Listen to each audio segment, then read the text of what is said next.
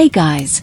Tonight we're diving headfirst into one of the most misunderstood and over-glamorized jobs in medieval history. You've seen the hooded figures leaping across rooftops, blades gleaming in the moonlight, vanishing into the shadows like whispering ghosts. Well, hate to break the fantasy bubble, but being a real medieval assassin, it absolutely sucked. So, before you get comfortable, take a moment to like the video and subscribe, but only if you genuinely enjoy what I do here. And let me know in the comments where you're tuning in from and what time it is for you. It's always fascinating to see who's joining us from around the world. Now, dim the lights, maybe turn on a fan for that soft background hum, and let's ease into tonight's journey together. You didn't choose to be an assassin. Life twisted your arm behind your back, shoved your face into the mud, and whispered, either kill or starve. Most assassins weren't born into secret societies or trained in mountain monasteries by monks with swords. No, they were orphans, outlaws, or soldiers who got too good at stabbing things and too unpopular to stick around afterward. One bad battle, one debt unpaid, one family lost to plague, and suddenly the only door left open was the one marked extremely questionable decisions. Picture this. It's the year 1257. You're not some elite shadow warrior. You're a limping ex-mercenary, teeth rotting, with one good eye and two names on your death list. Yours, and whoever you're being paid to get rid of. There are no signing bonuses, no guild perks, no brooding mentor handing you a legendary blade. Just a note passed under a tavern table and a payment pouch that clinks with coins thin enough to question. And guess what? Nobody wants to talk to you. The people who hire you don't meet your eyes. The ones who know what you do cross themselves twice and walk away fast. You're not a secret agent. You're an accident that keeps happening to powerful people. Sure, you might have a decent grip on climbing things or sneaking into wine cellars, but it's not a skill set. It's desperation with a sharp object. Every morning you wake up with two thoughts. 1. Do I still have all my fingers? 2. Who might be trying to kill me today? Because being a killer doesn't exactly inspire loyalty. Especially when your client is a duke who drinks like a fish and double crosses like it's a hobby. Oh, and you better believe they'll set you up the moment your usefulness drops below moderately lethal. Your living conditions. Let's say cozy if cozy means damp, dark, and next to a tannery. You sleep with a knife under your blanket and another one in your boot, and still wake up 3 times a night from dreams where a tax collector's cousin is stabbing you for killing the wrong priest. One historian called medieval assassins tools of noble ambition. Another called them dead men walking. And both are right. Then there's the physical toll. You're not leaping from rooftops. You're crawling through privies and sliding down chimney flues filled with soot and dead birds. One job might involve weeks of surveillance, hiding in plain sight dressed like a stable boy while trying not to gag on the smell of horse sweat. The next might involve storming a wedding feast to take out a noble with breadcrumbs on his beard. Either way, your odds of surviving are lower than a frog in a trebuchet. And let's not pretend you're doing this for some higher cause. The phrase political assassin might sound like it belongs in some epic ballad, but in reality, it meant being the disposable blade in someone else's scheme. You were the fall guy. Always. If the plan worked, someone else got the throne. If it failed, your head went on a pike. Want a fringe tidbit?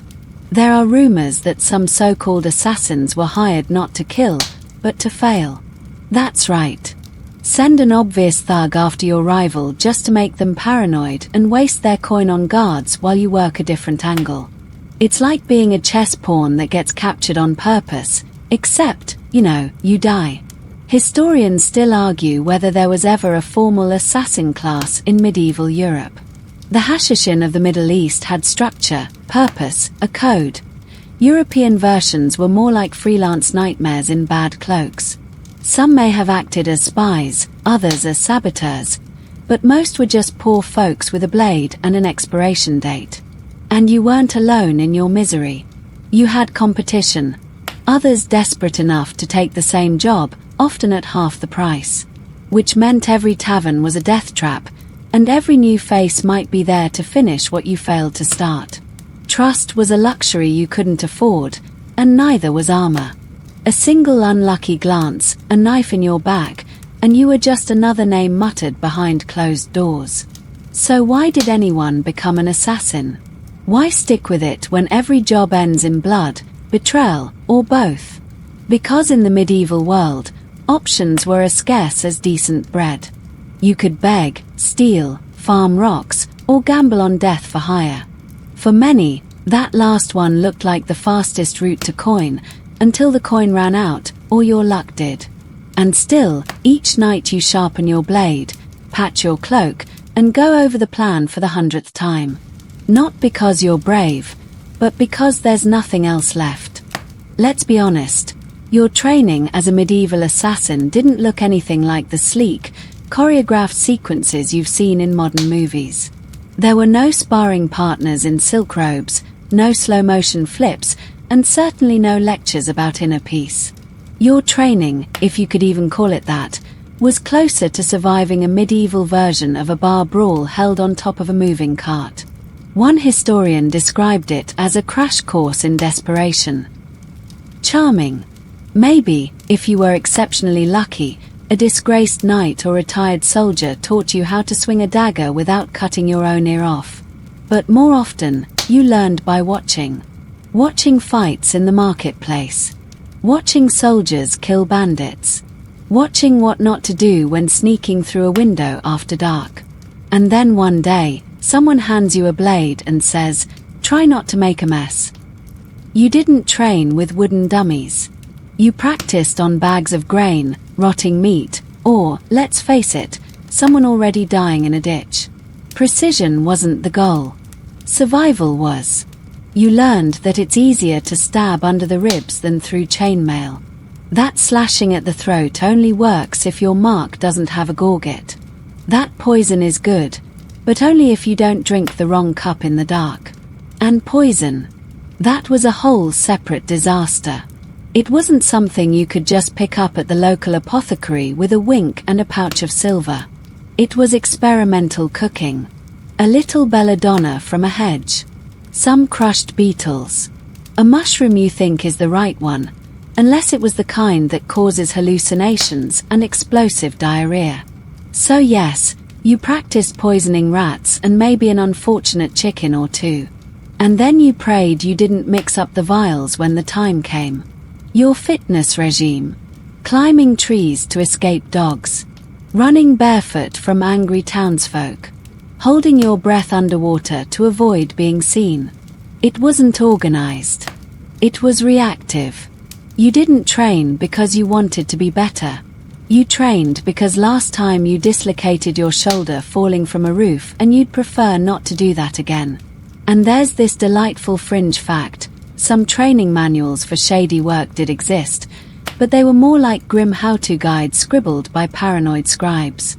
Think disguises and dirty tricks for the itinerant murderer, scrawled between recipes and plague warnings.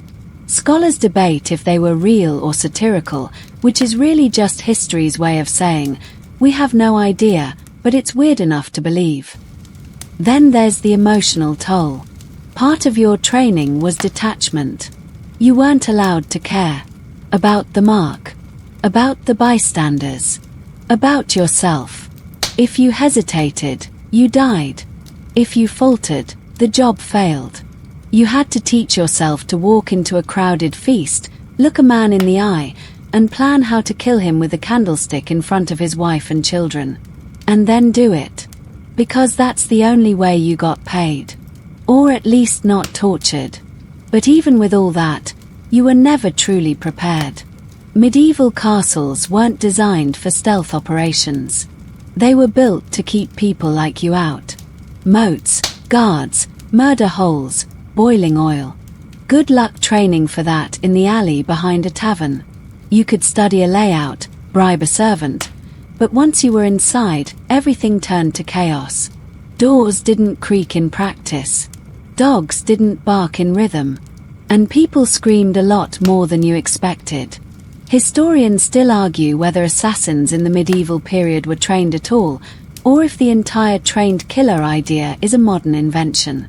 Some evidence suggests that certain groups, like the infamous Hashishin, had rigorous spiritual and physical conditioning. But your average European killer for hire? They probably figured it out as they bled on the floor. Oh, and disguises. That was another skill you supposedly had. Right. Because a grimy cloak and a fake limp suddenly turned you invisible. Your version of blending in was walk like you're exhausted, smell like you haven't bathed in a month, and pray no one asks questions. Spoiler, they asked questions. So in the end, your training was mostly pain, panic, and persistence. You learned on the job, often with a very steep learning curve and zero room for error. There was no sparring with friends, no mentors saying good form. Just a life spent on the edge of panic, sharpening your knife on a rock while thinking, next time, maybe I'll aim lower. And if you did survive long enough to get good at it, congratulations. You were now too dangerous to be allowed to live. Your employer was already thinking about how to get rid of you quietly. Maybe by sending a friend to spar with you in the night. But hey, at least you got cardio. You know that cool gear modern video games give you? Stealth hoods, precision crossbows, silent throwing knives balanced like ballet dancers. Yeah, medieval assassins didn't have any of that. Your gear was whatever you could scavenge, steal, or hammer together while praying it didn't fall apart mid-murder. Want a hidden blade? Try strapping a rusty kitchen knife to your forearm with twine and sheer optimism. Let's start with the basics. Your dagger. It probably wasn't custom forged from meteoric iron by a blind smith with a tragic backstory. It was just a short blade. Maybe sharp, maybe not. Iron if you were lucky, bone or bronze if you were broke. It was designed less for elegance and more for repeatedly jabbing someone in a tight hallway. Subtle. Not exactly. Effective. Occasionally. And your sword, if you even had one, was usually bent, chipped, or stolen. No one gave assassins the good steel. That was reserved for knights and noblemen. You worked with what you had, which meant half the time your sword doubled as a pry bar, a tent peg, or a cooking skewer. It rusted. It bent. And it liked to fall out of your scabbard at the worst possible moments, like, say, when clambering over a wall while being chased by an angry steward and 2 goats. Let's not even start on crossbows. They were the medieval sniper rifle, sure, but also loud, bulky, and took forever to reload. Not great when your entire strategy revolves around killing quietly and vanishing. So you used them rarely, if at all. Maybe you carried a sling. Maybe a short bow, if you had decent aim and didn't mind hauling around arrows that constantly poked your thighs. Poisons. Oh boy. Your poison kit was an alchemical nightmare. Vials filled with swamp goo, herbal sludge, and fungi that might kill your target or just give them a spectacular case of diarrhea. Some of the most notorious medieval poisons included aconite, hemlock, and arsenic. Effective, yes, but hard to source without people asking why you're buying enough monkshood to kill a bishopric. Also, storage. Poisons don't travel well. They spoil, leak, or lose potency. And they don't come with instruction manuals. You had to know the right dosage, the right delivery method, and, ideally, what not to touch with your bare hands unless you fancied dying the same way your target was supposed to. Your disguise game. Laughable. You couldn't afford luxurious cloaks dyed with rare pigments. You wore whatever would get you past the guards without raising eyebrows. That meant sackcloth robes, mud-stained tunics, or fake pilgrim badges that fooled no one but possibly the chickens. And yes, you smelled like compost. A medieval assassin in full gear wasn't mysterious. He was suspiciously wet and probably covered in mildew. One quirky fact. Some assassins supposedly wore hollow rings or brooches that could hold a tiny dose of poison. Sound cool? Sure. Also totally impractical unless your target was patient enough to suck on your finger for a few minutes. Which, historically speaking, rarely happened outside of very specific court scandals. Historians still argue whether such gadgets were widespread or just medieval rumor mill creations. Legends whispered in taverns by men who barely knew how to sharpen a knife, let alone conceal one in their belt buckle. And then there were boots. Not silent ninja tabi boots, but heavy leather ones that squished in the mud and squeaked when wet. You might try wrapping your feet in cloth to soften your step, but then you'd slip on a stairwell and break your ankle trying to be stealthy. Footwear was the least glamorous part of your kit, right next to that itchy wool underlayer that made you wish for a quick death. You probably carried a pouch with a few essentials: flint for fire, twine for tying things or people, maybe a wax-sealed letter of contract if your employer was especially posh and paranoid. But most of your tools were improvisational. A belt buckle that doubled as a garrote, a sharpened spoon, a rolled-up map with half the landmarks misspelled. Even if you were part of a rare and organized group, say, a proto-guild of hired killers, you still weren't outfitted like a hero. You were an expendable asset. A blade with legs.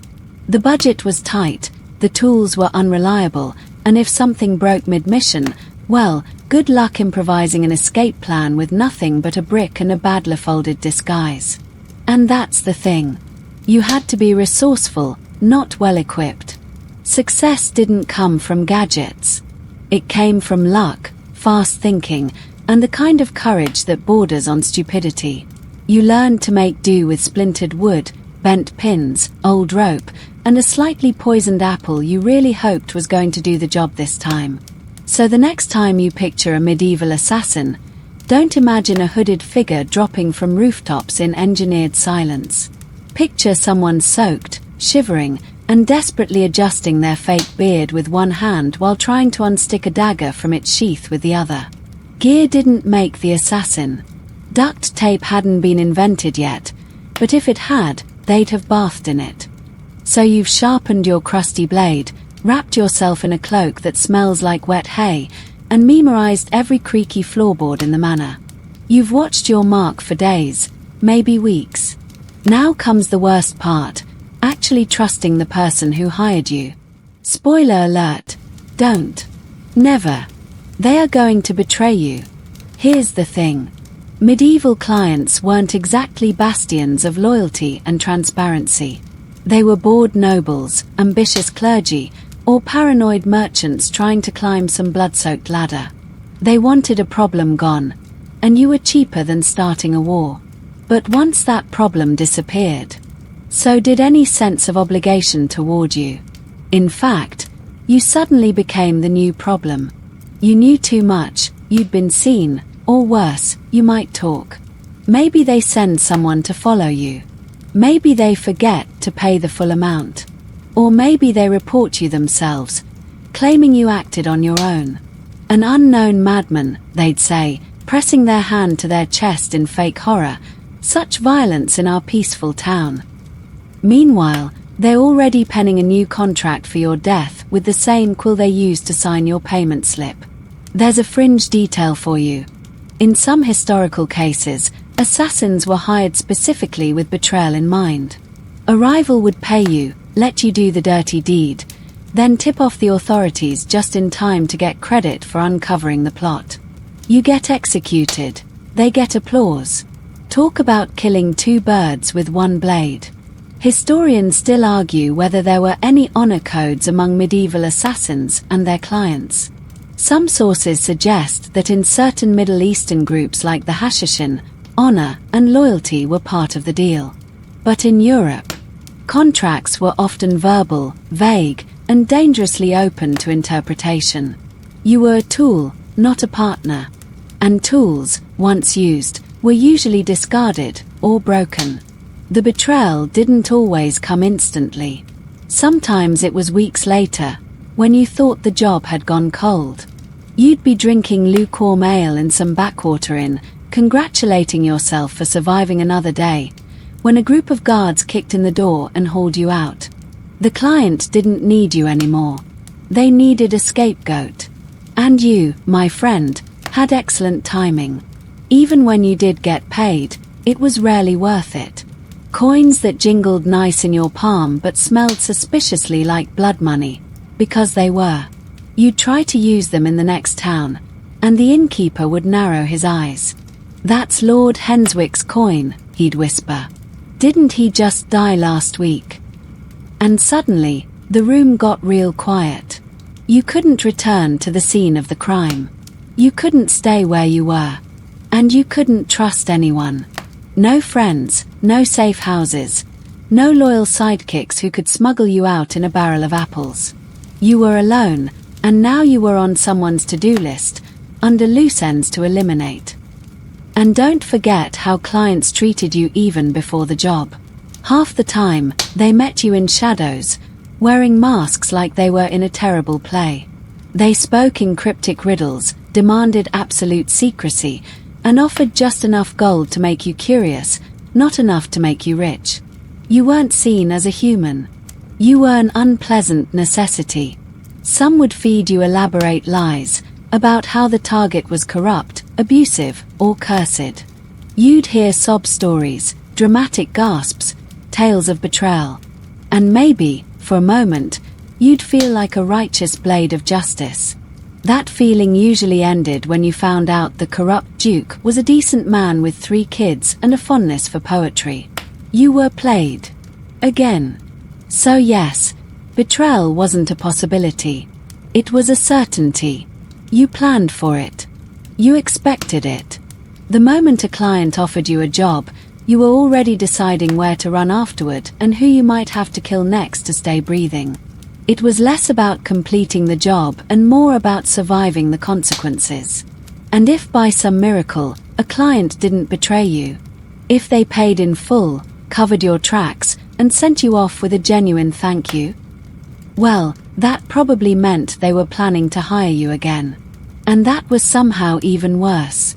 Because repeat clients weren't any more trustworthy. They were just more efficient at lying. Your whole career was one long string of double crosses, near misses, and desperate nights hiding in root cellars while muttering, "Should have been a monk." But monks didn't get hazard pay. Not that assassins did either. You were more likely to be stabbed in the back than praised for your stealth skills. So next time you imagine the moment of success, target down, mission complete, don't picture applause or a sack of gold. Picture the slow, creeping dread that starts the moment you sheathe your blade and realize someone's already behind you, unsheathing theirs. So let's say, hypothetically, you actually pull it off.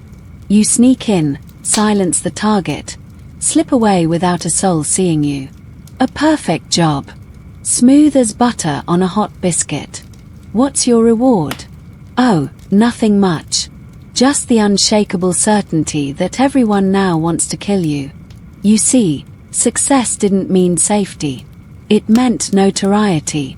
If word got out, and let's be honest, it always did, that someone had managed to assassinate a noble, a priest, or even just a particularly loud merchant, the town buzzed with gossip like bees drunk on fermented honey.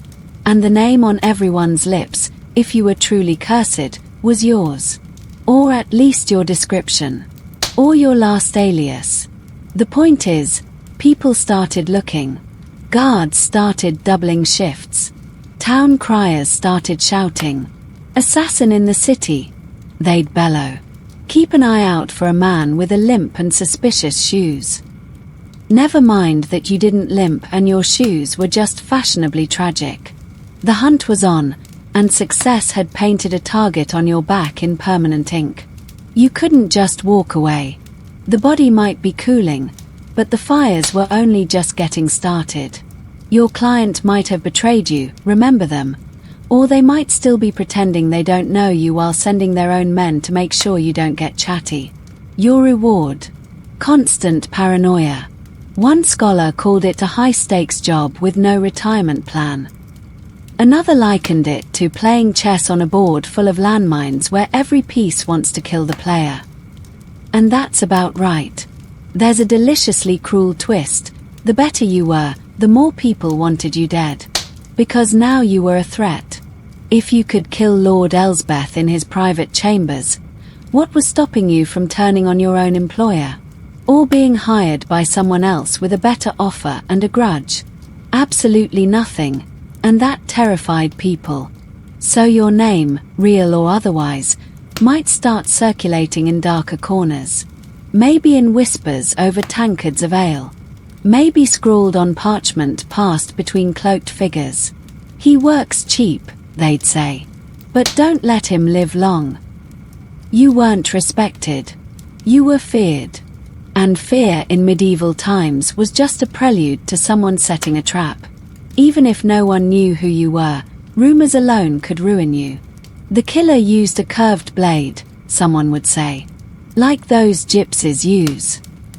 And suddenly, every traveler from the east was being harassed, searched, or worse. One fringe tidbit. In some towns, they'd arrest anyone carrying a certain herb, just because it was linked to a known poison. You might have touched it once, months ago. Now it's your death warrant. You could try fleeing to the next city, but let's not pretend medieval Europe had great support for anonymity. Villages talked. Caravans gossiped. And sooner or later, a sketchy bard would sing about the shadow in the rafters and describe your entire escape like a poetic snitch. Congratulations. You're legend now. Also, doomed. Historians still debate whether successful assassins were ever truly free after a job well done. Some say there were shadowy networks that helped them disappear, change names, forge documents. Others argue most didn't live long enough to use them. They got cocky. They got sloppy. Or they trusted someone with a bad haircut and a worse conscience. Let's say you kept your mouth shut. Moved only at night. Switched clothes, names, even facial hair. Eventually, someone would still recognize the way you walk, the way you chew bread, the fact that you always sit near the door and flinch when someone drops a spoon. Paranoia becomes your closest friend, and your only defense. And gods forbid you left anything behind. A distinctive blade. A glove with an embroidered edge. A half-finished doodle in your rented room of the local lord tripping over a cow. Because people notice things. And if they didn't notice them, they made things up. I saw him melt into the shadows, someone would claim. He had eyes like coals and moved without sound. That's not cool. That's damning. Now they're burning haystacks to find you. Even your own body starts working against you. Stress wears down your reflexes. Hunger makes your hands shake. You sleep light, you eat fast, and you trust no one. Not even the friendly innkeeper who brings you extra bread, because that bread might be laced with whatever you used on Lord Elsbeth last week. So no, success didn't mean the job was over. It meant you had a new job, staying alive while everyone, from guards to gutter snipes, tried to guess who you were. And once someone got close, you had two options: kill again, or run faster than you ever have in your flea-bitten boots. You became the ghost of your own handiwork. A shadow chased by the echoes of a blade that, once drawn, never quite went back in its sheath. Success was a door, and behind it, 1,000 more doors that all led to your doom. Now imagine you fail. Not a quiet oops, didn't get him this time kind of failure. No, this is the full-on catastrophic. Your knife slipped, you tripped on a tapestry, screamed instead of stabbed kind of disaster. The kind where the target lives, the guards are screaming, and you're suddenly very aware that you've got exactly 7 seconds before things go extremely medieval on your anatomy. Because here's the fun fact of the night: failure as a medieval assassin was not an option. It was a death sentence. And not just death, spectacular death. The kind that ended with your body hanging in parts from various city gates while pigeons argued over who got your liver. Once you were caught, everything turned into theatre. Justice in the Middle Ages wasn't content to be swift and quiet. No, it was a public event. A chance for the authorities to flex, for the church to sermonize, and for the townsfolk to take a break from boiling cabbage and come watch a man scream. You, specifically. Let's run the scenario. You're dragged before a magistrate or a bishop or whatever crusty official happened to be in charge that day. You're bruised, bleeding, missing one shoe, and possibly still holding your dagger because your hand won't unclench. They accuse you of attempted murder, of consorting with devils, of breathing in an untrustworthy way. And you, being the professional you are, say nothing. Doesn't matter. They've already made up their minds. Your confession will be extracted. Not politely. Not gently. Through methods that historians like to call enhanced interrogation, and everyone else calls being tortured until you beg for death. Maybe they stretch you on a rack. Maybe they crush your hands. Maybe they just starve you in a hole while whispering prayers for your doomed soul. And when you finally talk, because everyone talks, they don't just stop. They want names, clients, co-conspirators, favorite poisons, your childhood dreams, your laundry preferences, anything they can use to paint you not just as a killer, but as a blight on society that must be scrubbed off with fire and iron. Fringe tidbit. Some towns actually had designated executioners who got bonuses for creativity. "Oh, you tried to poison a duke," they'd say. "Let's hang you with your own belt and see how ironic we can make it."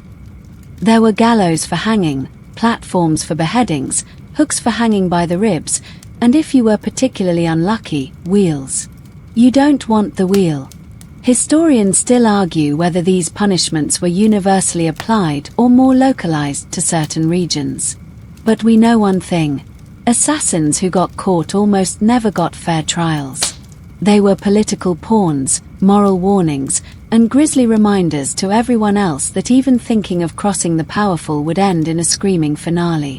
Sometimes they paraded you first. Through the streets in chains. People threw things.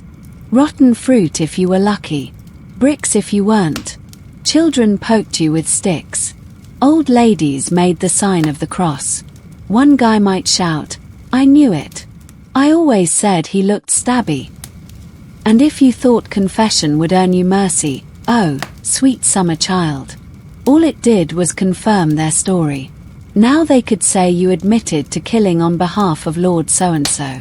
Except now Lord so-and-so is also present, gasping in horror and insisting he's never seen you before in his life. Fantastic. In rare cases, they offered deals. Name your employer and we'll give you a quick death. But here's the thing, they lied. Because if they let you die quietly, people wouldn't get the message. And the message had to be loud. It had to echo. So they made a show of it. Picture this. You're tied to a stake in the square. Smoke curls around your feet. A priest is droning on about sin and shadows. And you, choking on soot, are wondering if this all started because you tripped during your first stealth job and stabbed the wrong guy. Yeah, that tracks. Or maybe they opted for something more symbolic. If you tried to poison someone, they might force-feed you the very poison until you died in agony. Tried to garrote a noble. Enjoy the slow squeeze of a noose that takes 10 minutes to finish its work.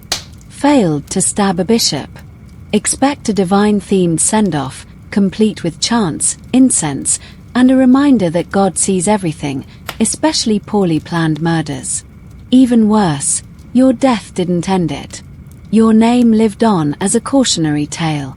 Parents scared their children into behaving by mentioning you. If you don't finish your porridge, the assassin of Count Willem will come for you. And your corpse, not buried in hallowed ground, tossed in a pit, displayed on a spike, or worse, buried under a crossroads so your soul couldn't find its way to the afterlife. So yeah, failing wasn't an option. It was a performance. One you starred in, unwillingly, while the rest of the town clapped and cheered and tried not to gag. And the worst part? You knew it was coming. The second you slipped up, the second the job went sideways, you saw your whole future play out in your mind. Short, violent, public, and extremely flammable. Next time you hear someone say failure is a part of learning, try being a medieval assassin and see how that works out. Let's take a moment to address one of the stranger curses that came with being a medieval assassin: superstition. Because nothing says professional killer quite like entire villages believing you talk to ravens, eat moonlight, and curse cows with a wink. Yes, in the medieval world, people didn't just fear you for your blade. They feared you for your vibe. See, back then, the line between reality and the supernatural was blurred. Wildly, hilariously blurred. The average person genuinely believed that assassins weren't just good at hiding in shadows, they were part shadow.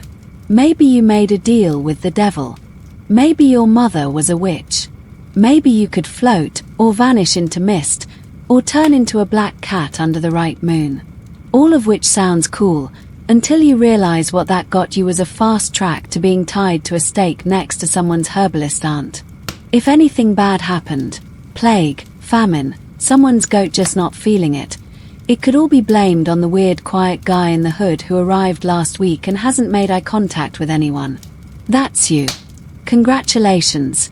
You're the town's new scapegoat and possibly a minor demon. And it wasn't just villagers.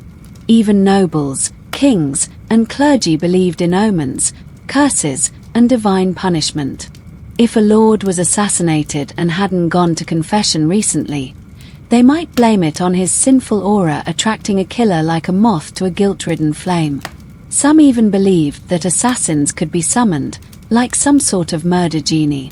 Just light the right candle, say the right chant, and boom, guy in a cloak shows up and ruins your evening. One fringe belief. Certain texts claim that an assassin's blood could cure disease or bring fertility. Seriously.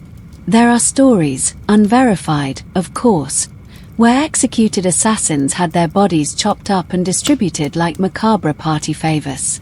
Here, rub this on your rash. He was very sneaky. Historians still argue whether these beliefs were rooted in actual assassin behavior, like carrying strange herbs or using coded speech, or just a collective case of medieval over-imagination. The answer probably lies somewhere between bad hygiene and fear of the dark. But either way, it made your life a lot harder. Because when people think you're cursed, they don't leave you alone, they hunt you. They report you. They whisper about you. They refuse to sell you bread, and then blame you for the milk going sour. You're not just a killer anymore. You're a walking bad omen. You darken doorways just by entering them. And you better believe there's always a bored priest with a big book and a burning desire to perform an exorcism on your existence. It didn't help that you had to act suspicious. That was kind of your job. You skulked. You eavesdropped. You wore cloaks. You didn't smile a lot. All of that screamed sorcery to the average medieval citizen who had never read a book but knew, deep in their soul, that you were definitely up to something unnatural. And if anything went wrong in your presence, someone spilled a drink, a candle blew out, a baby cried, it was because you were there. You became the human equivalent of a black cat walking under a ladder during a thunderstorm while whistling the plague anthem. You might have tried to blend in. Maybe posed as a friar, or a traveler, or someone's mute cousin. But let's be honest, you weren't exactly giving off approachable vibes. And once someone decided you had the look, you were doomed. There wasn't much due process in the Middle Ages when it came to the supernatural. Suspicion was guilt, and guilt meant something involving fire or rope in your immediate future. Even your tools added to the suspicion. Poison vials. Witchcraft. Strange powders. Sorcery. A dagger with carvings. Demonic. A hood that covered your face, clearly hiding the mark of the beast. You could have been carrying a sandwich and someone would have found a way to declare it cursed.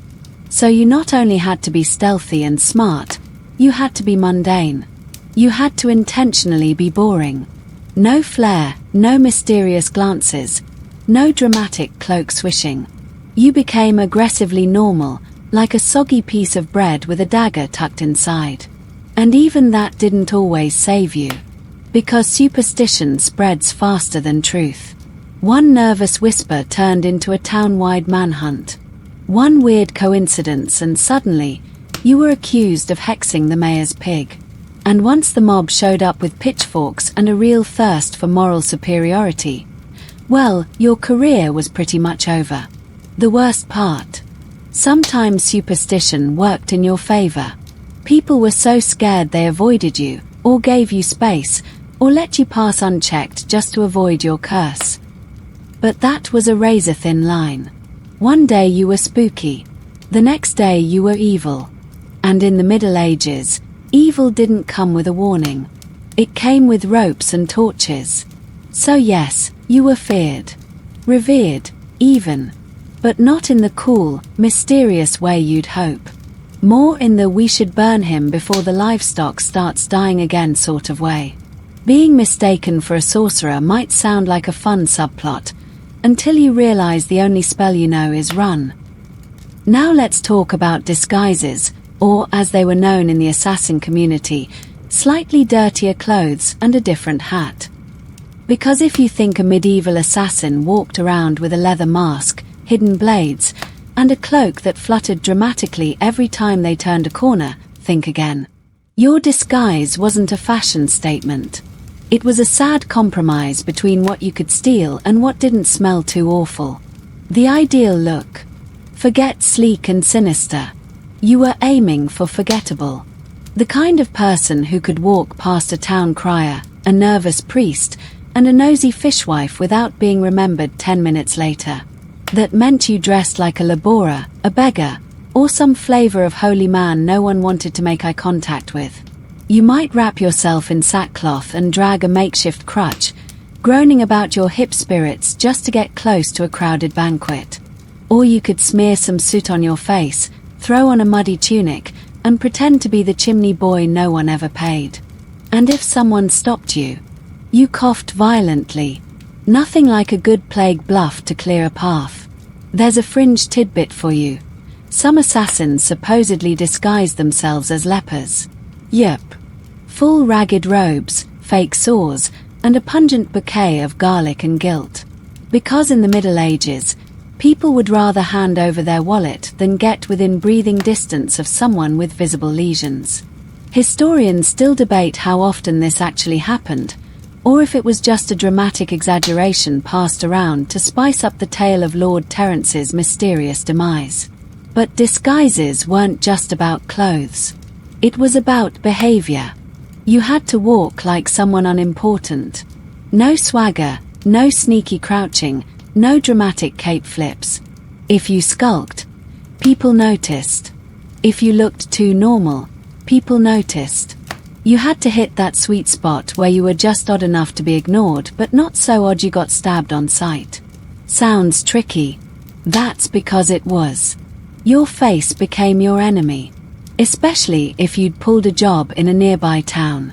Now you were trying to pass through a crowded marketplace, avoiding eye contact with every pot seller, blacksmith, and apprentice who might say, "Hey, weren't you the guy asking weird questions about the Duke's windows last week?"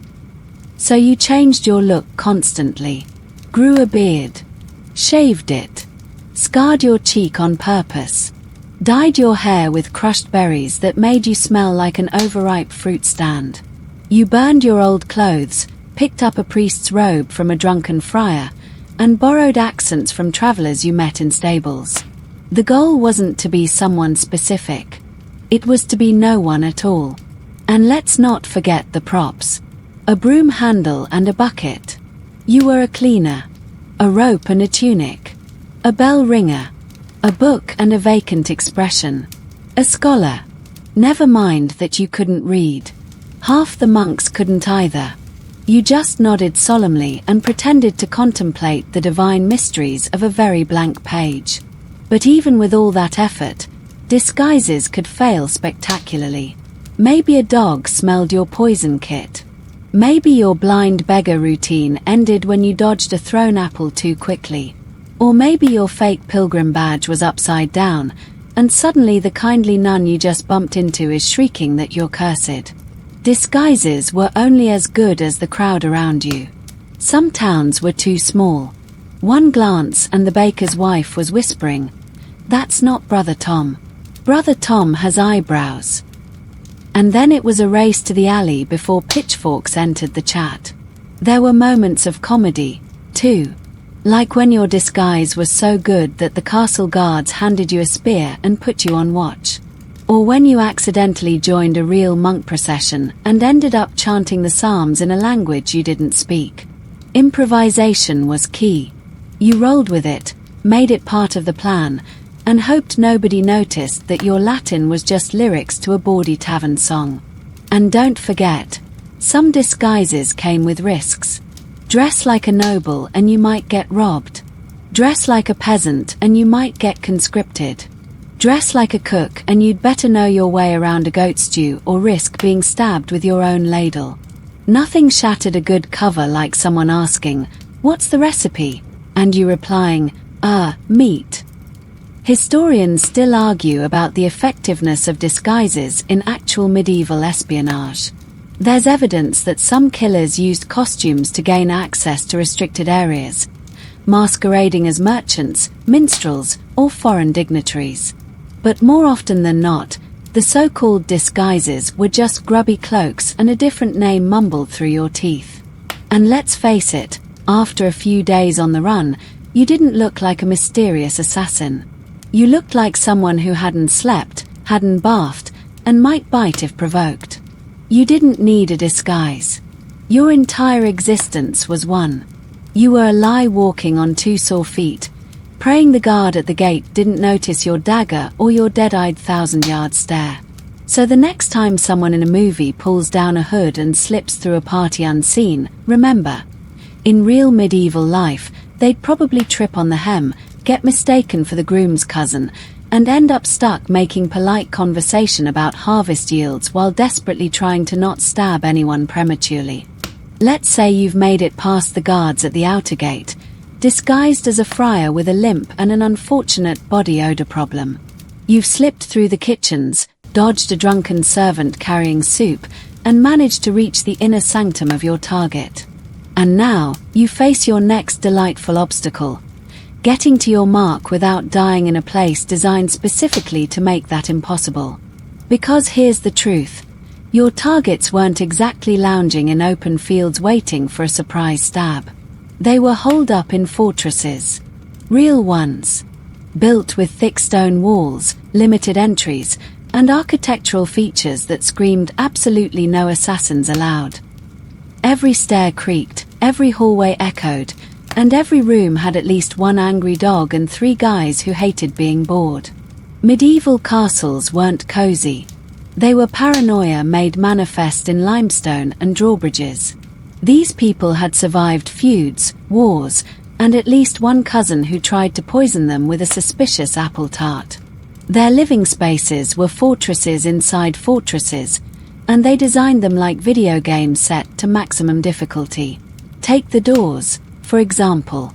Massive things made of oak and iron, often barred from the inside. Good luck picking that lock with your rusty nail and a dream. Windows.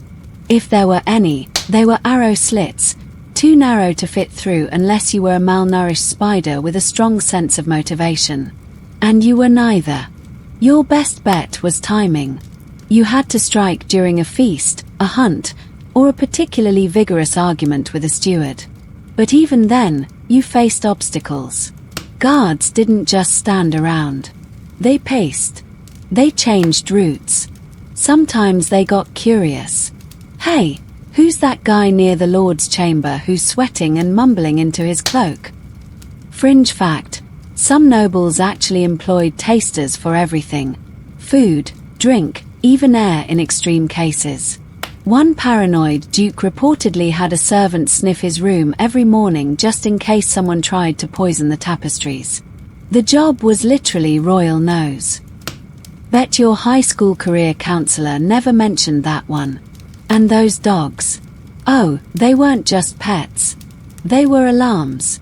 Big, hairy, deeply offended alarms who barked at everything, especially strangers dressed like monks who smelled like trouble. Getting past a castle dog meant throwing it food, avoiding eye contact, or, in one ridiculous case recorded by a traveling poet, singing to it until it fell asleep. Ballads, apparently, worked better than poison. Once you reached the private quarters, the risk didn't go down, it amplified. The bedchambers of lords and kings were stuffed with retainers, guards, and sometimes suspicious spouses who didn't trust anyone.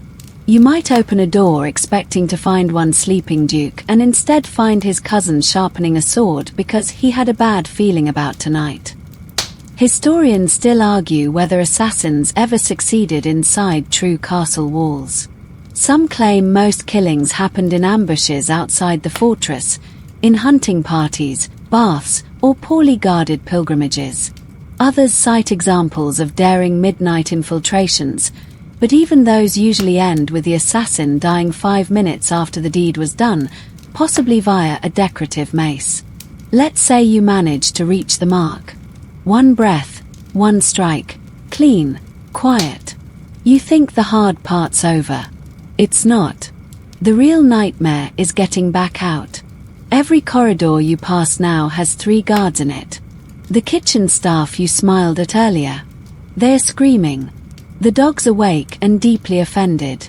You've got blood on your sleeve and a dagger in your hand, and suddenly every echo feels like a death sentence. You might try the servants' tunnels, those winding, narrow passageways built for candle boys and unfortunate errands. But those are even worse. They twist, they dead end, and they love to collapse at the exact moment you realize your legs can't carry you any further. Congratulations. You've been crushed by architecture. Or maybe you scramble out a window and land in the moat. It's not dramatic. It's freezing, it smells like a mix of frogs and regret, and if you're not dead from the fall, you will be from exposure. No one tells you this, but medieval moats weren't pristine pools of water, they were bogs with ambitions. And if you climbed out looking like a swamp ghost, the guards just laughed before they stabbed you. And even if you escaped the building, you were still within the walls. Castles had inner and outer baileys, guard towers with archers, and murder holes. Those delightful stone tubes in the ceiling designed for pouring boiling oil, hot sand, or whatever happened to be in the castle kitchen that day. You hadn't just walked into a noble's home. You'd entered a trap designed by generations of people who were very good at not dying. Sometimes, if your mark was especially paranoid, they'd hire lookalikes. Body doubles who sat in their chair, wore their clothes, and confused the heck out of anyone trying to kill them. Imagine stabbing the guy in the bed, only to have the real target walk in from the bath, towel on head, looking annoyed. Now you're out of knives and very, very confused. And here's the kicker. Even if you succeeded and escaped, your face might have been seen. And in a world without Netflix, people remembered faces. Yours would become a story, a legend passed around by terrified guards, suspicious lords, and traumatized chambermaids. You'd never be anonymous again. So next time someone tells you castles were romantic, remind them they were basically the nightmare version of a puzzle box, designed by rich people who assumed everyone wanted them dead. And you, lucky soul, had the job of proving them right. You remember that old friend you made on the road last winter? The one who shared his fire, gave you a slice of turnip, and didn't ask why you were traveling under a false name with a blade tucked in your boot? Yeah, he's gone now. Because if there's one rule every medieval assassin learns fast, it's this: trust no one. Especially not the people who seem trustworthy. Companionship was a luxury you couldn't afford. Every connection, every ally, every drinking buddy, every kind innkeeper who refilled your stew without asking, was a potential risk. Because the moment someone knew who you were, or worse, what you did, they became either a liability or a future grave. Let's say you did try to keep a friend or two. Maybe a fellow mercenary from back in your soldiering days, Or a friendly herbalist who didn't ask too many questions about why you needed so much hemlock. It was nice. Briefly. Until they slipped up and called you by the wrong name in the wrong town. Or worse, decided they could get a fat reward for turning you in. See, people in the Middle Ages were rarely subtle about betrayal. They didn't just quietly pass your name to a guard. No, they made a scene. Oh my! I think this here gentleman might be the hooded figure what killed Baron Harland. Cue the gasps, the drawn weapons, the slow realization that your buddy has just bought himself a new donkey with your bounty. That's why most assassins traveled alone. It wasn't for the mystique, it was for survival. The fewer people who knew you, the fewer could betray you. And betrayal wasn't always intentional. Maybe your friend gets drunk and brags. Maybe they leave behind a note with your name on it. Maybe they drop dead and someone finds your shared trail. It doesn't take much to unravel the lie you've stitched your life into. There's a quirky detail in a letter from a 14th century jailer who described an assassin who wouldn't even let the rats in his cell get close. He spoke to no one. Ate little. Slept with his back to the wall and his eyes open. And that was standard practice. You trusted only what you could carry, and even that might betray you in the rain. Historians still argue whether medieval assassins ever worked in pairs or teams. There's evidence of small cells of killers in certain organized factions, especially in the Middle East or parts of Italy, but in most of Europe, assassins were solo acts. Lone wolves. For good reason. One person is hard to track. Two are double the footprints, double the questions, and double the odds someone screws up. Even the idea of a mentor, someone to train and guide you, is suspect. Sure, maybe someone showed you how to move quietly or which mushrooms not to eat. But long-term companionship, emotional support, that was as real as a unicorn with a sword. Every assassin knew, the closer you got to someone, the closer you got to being dead. And it's not like you could write letters or send messages to check in. The medieval postal system was, well, it mostly involved shouting. Anything written could be intercepted. Anything said could be overheard. You lived in half-truths, vague nods, and grunted warnings. Don't trust the priest in red. Someone might whisper. But what priest? What red? And was that warning for you? Or were they hallucinating from spoiled bread? Even in moments of dire need, bleeding from a wound, half frozen, desperate for shelter, you couldn't just knock on a door and beg. The risk was too high. So you crawled into ditches, slept in abandoned mills, wrapped yourself in old grain sacks and shivered quietly until morning, always with one eye open, one hand on your blade, and the unshakable knowledge that the only person keeping you alive was you. Sometimes you envied the bandits. At least they had camaraderie, jokes around the fire, shared loot, betrayal, yes, but also laughter. You had silence, paranoia, and the company of your own regrets. And yet, despite it all, there were times you missed companionship. Missed the warmth of a shared joke, a knowing glance, the sound of someone else breathing nearby who wasn't trying to kill you. You might find yourself eavesdropping on couples in taverns, or watching children play in the mud, wondering what it would feel like to live without fear, just for one evening. But that wasn't your life. Your life was shadows, suspicion, and solitude. So the next time someone asks why you don't have a sidekick, or why you never settle down in a cozy cottage with a nice partner and a goat named Percy, just smile. It's not that you wouldn't want those things. It's that everyone you care about either dies, or eventually realizes you're the reason someone else did. So here you are, scraping by in the shadows, sleeping in haylofts, eating questionable stew, and growing suspicious of literally every bird that lingers too long on a windowsill. And it hits you. You are utterly, completely alone. Not just socially, existentially, spiritually, historically. There's no brotherhood, no league of shadows, No secret society of hooded comrades who pass you notes in invisible ink and meet beneath the cathedral to whisper about justice. That's fiction, friend. In reality, you've got a name that changes weekly, a pouch of half-melted coins, and a personal relationship with a dagger that's more loyal than any person you've ever met. You move from place to place, city to city, always one step ahead of gossip, guards, or the occasional pitchforked mob. And every time you get close to feeling settled, just for a second, maybe while sipping watered-down ale and listening to someone strum a lute, you remember, you're a ghost. A ghost with very real enemies.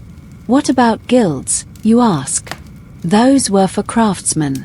Masons. Tanners. Bakers. No one had the time or patience to set up a formal network for hired killers.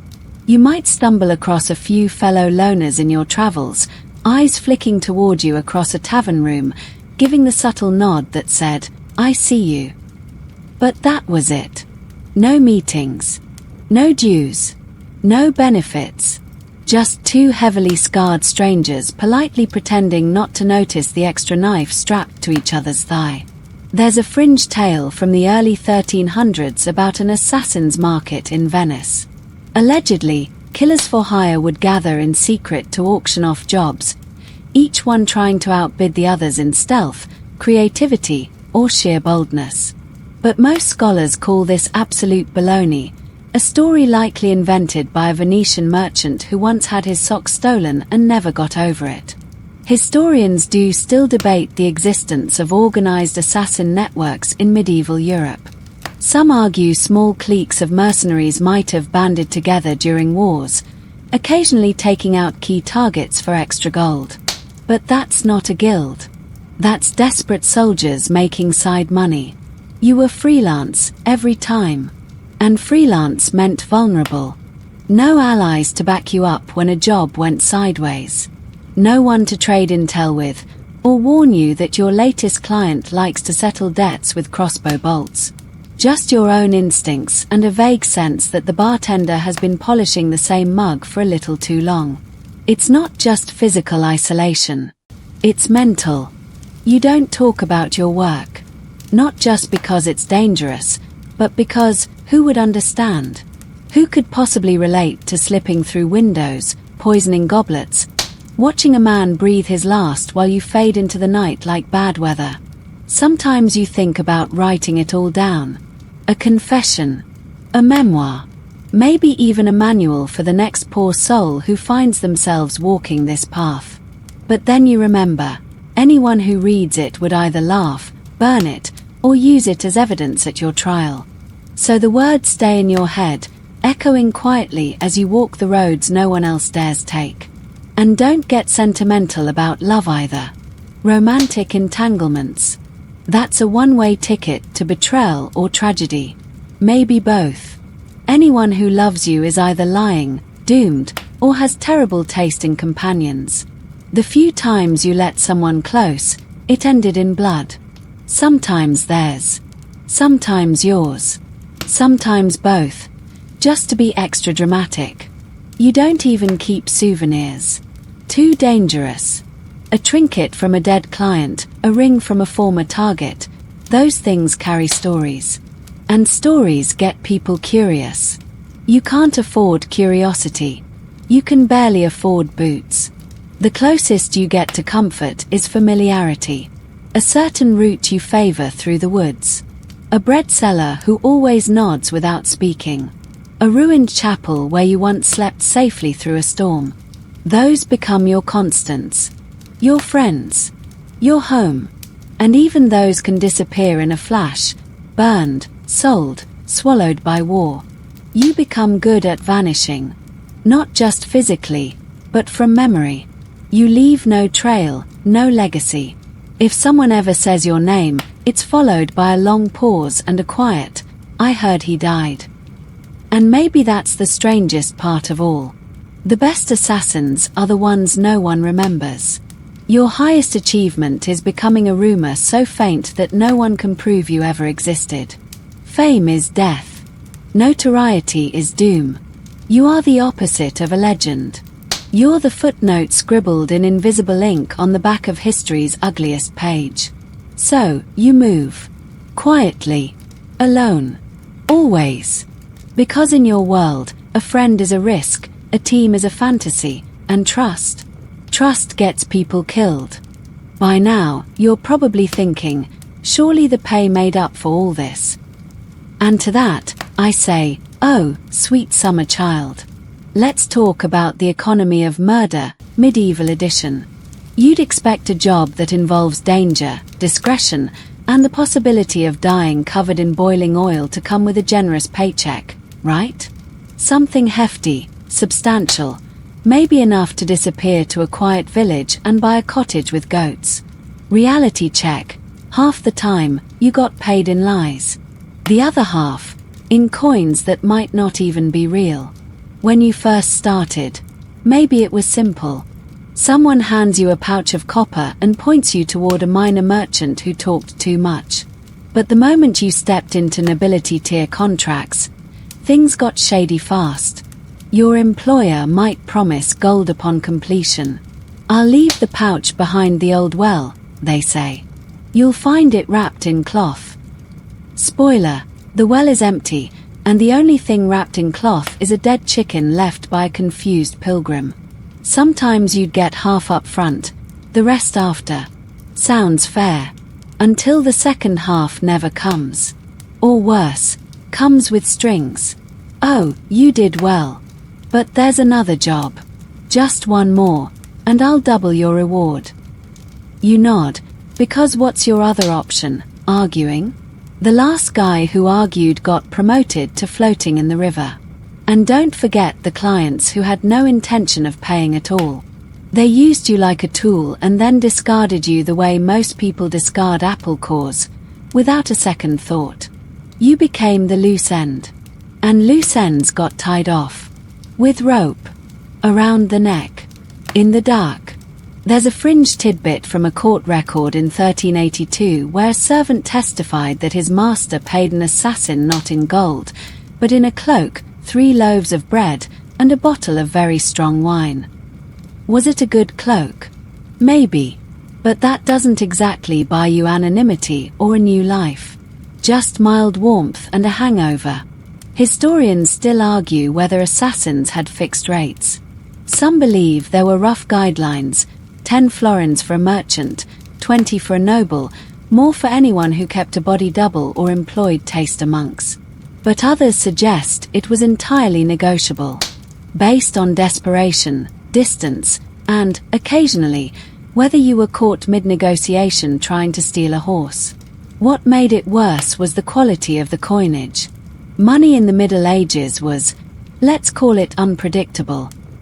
Some coins were real silver, others were tin dipped in dreams. You'd bite one to test it and end up with a mouthful of lead. Or the minting was so bad the face looked more like a potato than a prince. You'd walk into a tavern, slap your earnings on the counter, and get a blank look. What is this? The barkeep would say. Did you carve this out of old pewter? And if you were paid well, genuine coin, heavy pouch, maybe even a gemstone or two, that just made you a bigger target.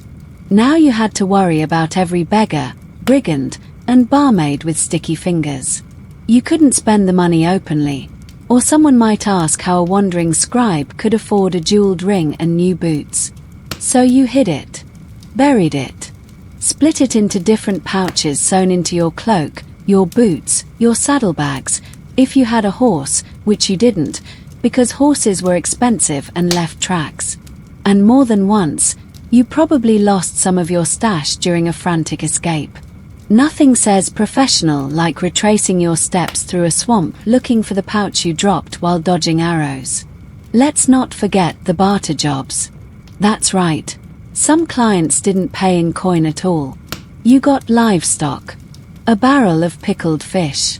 An IOU written in poor Latin by a man who was dead by the time you came to collect. One assassin famously received a night's lodging, a goat, and a widow's blessing. Sounds romantic until you realize the goat was diseased and the widow ran off with your boots. In your line of work, Wealth wasn't measured in gold, it was measured in time. How long could you stay hidden? How many meals could you buy before someone got suspicious? How many days until the whispers caught up? You dreamed of getting rich. Who didn't? You told yourself that after this job, you'd buy land, start over, become a normal person with a normal name who didn't check every shadow for movement. But rich kept slipping further away, like a carrot tied to a very fast horse you couldn't afford to ride. You weren't in it for the money anymore. You were in it because you had no other choice. The jobs kept coming, and the pay, when it came, was just enough to keep you breathing, never enough to stop. So next time someone says, assassins must have been well paid, just remember, you once killed a duke and got paid in a wheel of cheese and a hastily drawn treasure map that led directly to disappointment. Let's say, somehow, miraculously, a job actually goes well. The mark falls over conveniently, no dogs bark, no doors creak, no guards decide to do their job for once. You're out the window, onto the street, blending into the crowd like the world's grimiest chameleon. Great job.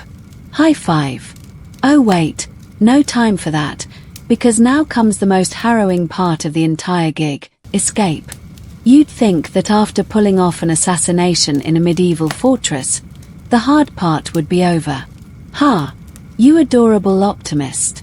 The escape was where most assassins found out just how many things could go wrong simultaneously, kind of like juggling fire while being chased by an angry mob with pitchforks and a very fast rooster. See, castles weren't just hard to get into. They were much harder to get out of once people realized someone important was missing a pulse. Guards swarmed the exits. Gates slammed shut. Horns sounded, loud, obnoxious things that echoed through the valley like Doom's personal vuvular.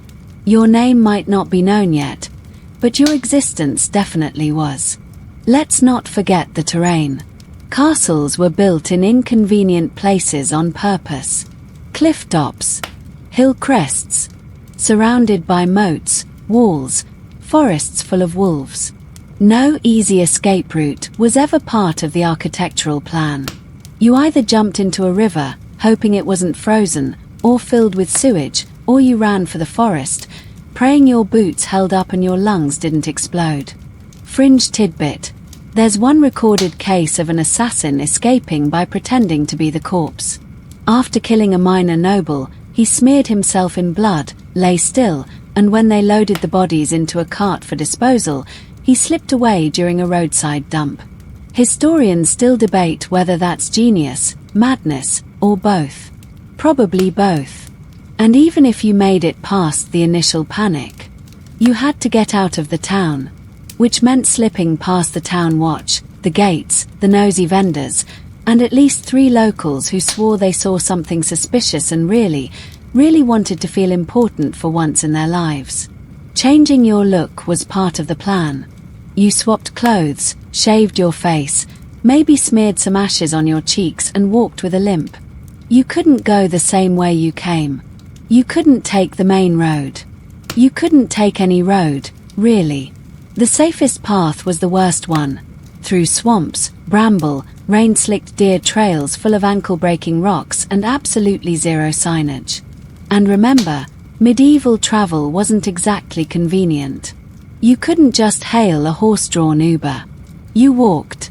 Maybe you had a stolen donkey for a few miles before it decided to stop cooperating and lie down in protest. You slept under trees.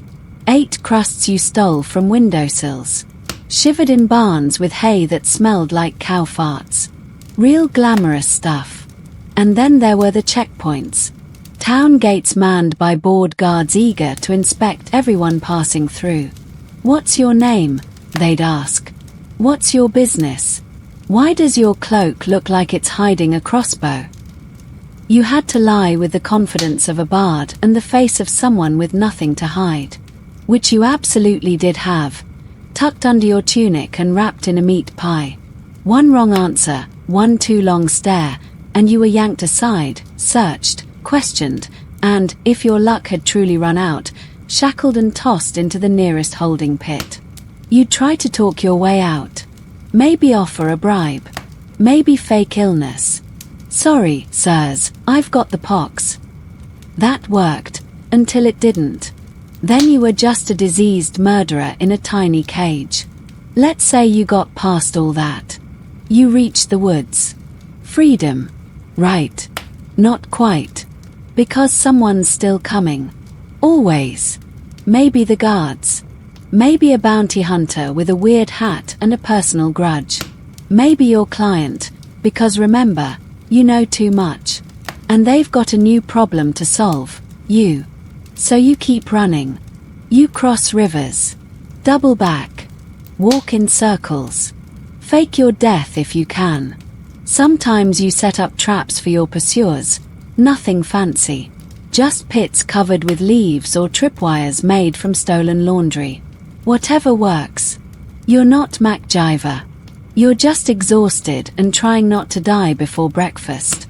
Historians still argue whether assassins planned these escapes in advance or just improvised. Some evidence suggests carefully mapped routes, stashed supplies, hidden allies. But for most, it was blind panic and whatever instinct hadn't been beaten out of them yet. A frantic, muddy sprint into the unknown. And what if you got away clean? No one chasing you, no posters with your face, no screaming crowds. Then congratulations, you were now in the worst position imaginable, waiting. Waiting for someone to recognize you. Waiting for word to spread. Waiting for your next job, because hiding forever wasn't cheap, and your coin pouch jingled with the hollow clink of not enough.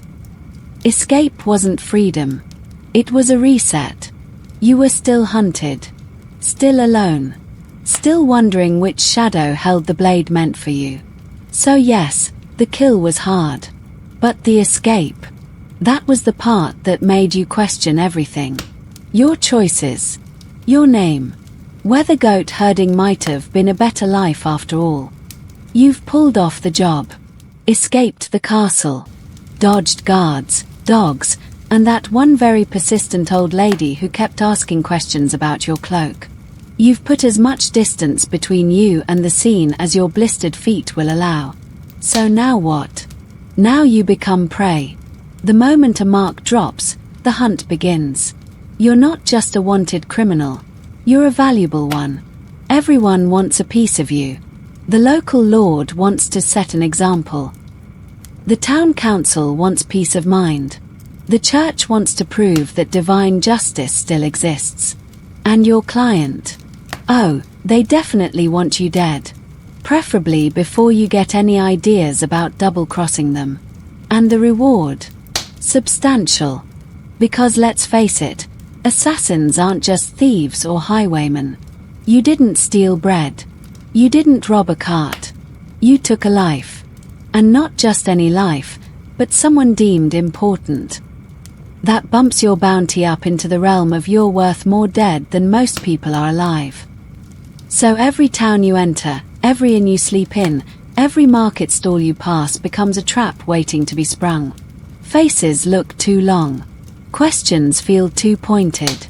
And you begin to realize that it's not paranoia if they really are out to get you. Sometimes you spot them, actual bounty hunters. Not the romantic kind with clever disguises and witty banter. No, these were rough men with broken teeth and worse hygiene. Or they were soldiers on leave, sniffing around for a side hustle. Or sometimes, worst of all, they were fellow assassins. Less skilled, maybe, but desperate. And willing to slit your throat for half your fee. There's a fringe story about one killer who made it 2 years after a high-profile job. Hid in the woods. Changed names. Worked as a pig herder. But eventually someone recognized him by the way he limped, and that was it. His head showed up on a pike 3 days later. The pigs lived. The man, not so much. Historians still argue about how many assassins were actually caught this way. Some say most were never identified, ghosts who vanished into legend. Others claim records show dozens, if not hundreds, executed for seditious killing, a term vague enough to mean anything from political murder to giving the bishop a dirty look. But we know this: if you stayed in one place too long, they found you. So you became a traveler. Not by choice, but necessity. You didn't just pass through towns, you slid through them unnoticed. Never stayed more than a night. Paid in advance. Sat near the door. Never drank too much. Never flirted too hard. Every interaction was measured. Controlled. Just enough to seem normal. Never enough to be remembered. And still, it didn't matter. You left behind traces. Footprints. Whispers.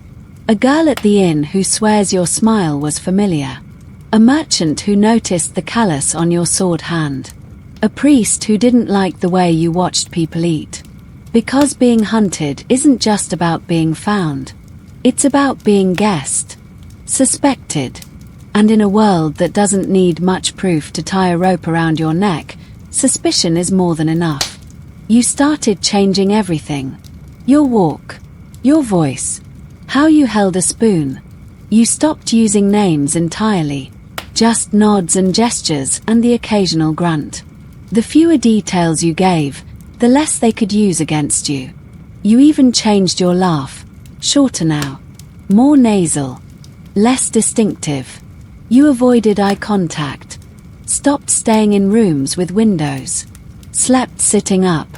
Ate only what you cooked yourself, or what you saw prepared with your own eyes. And even then, you tasted it like a food taster with severe trust issues. Which you were, actually. Worst of all, you started seeing enemies everywhere. That boy with the cart. A spy. That old man at the market. Watching too closely. The dog that won't stop barking. Definitely been trained to sniff you out. You tried to convince yourself you were being cautious. Realistic. But deep down, you knew it. The job had broken something in you. Even nature betrayed you. The crunch of leaves underfoot. The sudden silence of birds. The way the wind changed when someone else was nearby. You stopped enjoying landscapes. Forests weren't peaceful. Rivers weren't scenic. Every tree was a hiding place. Every bridge, a potential ambush. And sometimes, despite all your efforts, they caught up. Not the main force. Not a dozen guards with torches and drums. Just one. A dagger in the dark. A whispered name you hadn't used in years. And if you were lucky, you got away. Bleeding. Limping. But breathing. And if you weren't, well, someone else would find your body in the woods. Wonder who you were. Why you had 5 different coins in your pouch and 3 names stitched into your cloak. And they'd bury you in silence, not knowing they'd just laid to rest a man whose only legacy was a trail of deaths and a very short list of people who never knew his real name. So no, escape wasn't the end. It was just the beginning of another nightmare. Because once you succeeded, you weren't a hero. You were a target. A walking price tag with a sword. Here's something no one tells you when you first become a medieval assassin. Every job makes the next one harder. Not just in skill or complexity, but in pressure.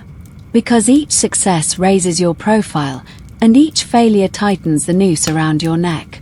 Every time you pull it off, people expect more. And every time you even think about hesitating, the stakes double. Your first kill. Maybe it was some shady merchant who crossed the wrong guild. You were nervous, clumsy, but lucky. Nobody noticed. You got paid in questionable silver and managed to eat better than moldy crusts for a week. Great. That gave you the one thing you should never have in this business. Confidence. After that, it escalates. The names get more important. The locations get harder. And the watchers. They multiply. Because now, people know you exist. You're not just a whisper in a back room. You're an actual threat. People start locking their windows. Sleeping with blades under their pillows. Assigning guards to their chamber pots. You've graduated. Congratulations. You are now the problem everyone is preparing for. There's a fringe story about a nobleman who had so many failed assassination attempts against him that he took to wearing full armor to bed. Historians still argue whether he died of rust or suffocation. You start to notice patterns. Doors take longer to open. Servants glance at you twice. Even the dogs look at you like they've heard stories. Every mission, you think, this might be the one I don't walk away from. And one day, you'll be right. Because unlike a knight or a mercenary, you don't get public recognition. You don't build a reputation that gets you better contracts. You build infamy, a shadow on your back that grows heavier with every corpse. And with that shadow comes risk. Your methods stop working. That trick with the hidden vial of poison. They're checking drinks now. The chimney route. Blocked. The servant disguise. That role's now filled by the Lord's cousin, who's 6 feet tall and built like a warhorse. The more you succeed, the more the world adapts. You win once, and suddenly the rules change. Even your own body rebels. You've been stabbed, burned, bruised, and nearly drowned. You have a limp that flares up in cold weather. Your right hand shakes when you're tired. That shoulder wound from the gatehouse guard? Never healed right. And still, the next job comes. But you can't say no. Because saying no means someone else gets the job, and might tell them what you know. Or worse, your client sees refusal as betrayal. So you nod, accept the job, and start the awful routine all over again. Sketching routes.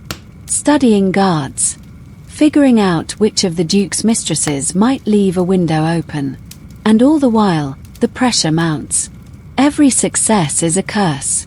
Kill a bishop, and now the church wants your head. Poison a noble, and now their family swears vengeance. Assassinate a warlord, and now you're an unofficial participant in an actual war. You're not moving quietly anymore. You're navigating a minefield with a blindfold and one boot. You start taking jobs you shouldn't. Not because you want to, but because you have to. To stay relevant. To stay feared.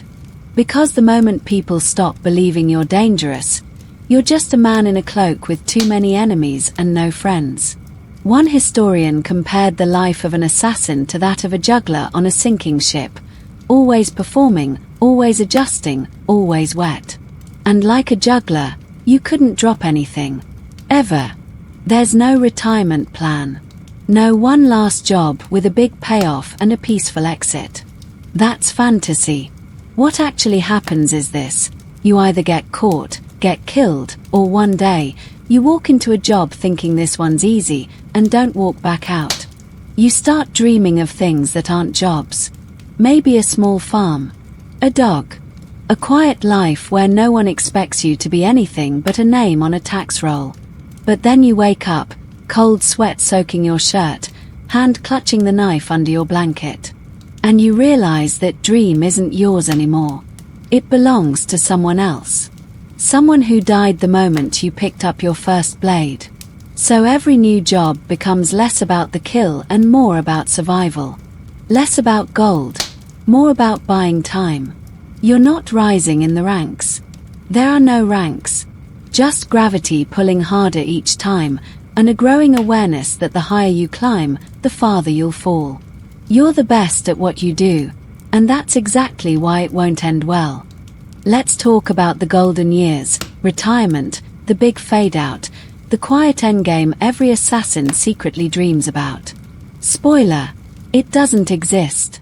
You don't retire from this line of work. You vanish, or you die. There's no pension. No beachfront hut. No wistful mornings sipping elderberry tea while reminiscing about that one time in Bruges. The moment you try to leave, you become a loose end. And loose ends in this business are trimmed with blades, not farewell parties. Sure, you might try. You'll find some forgotten village on a backroad map, a place with more goats than people, where the only politics involve whose chicken wandered into whose garden. You'll pick a name, something boring, safe. You'll grow out your hair or shave it off. You'll call yourself a farmer, a tanner, maybe even a wandering monk with a tragic past and excellent soup. But here's the problem. You're not really any of those things. You're an assassin pretending to be normal.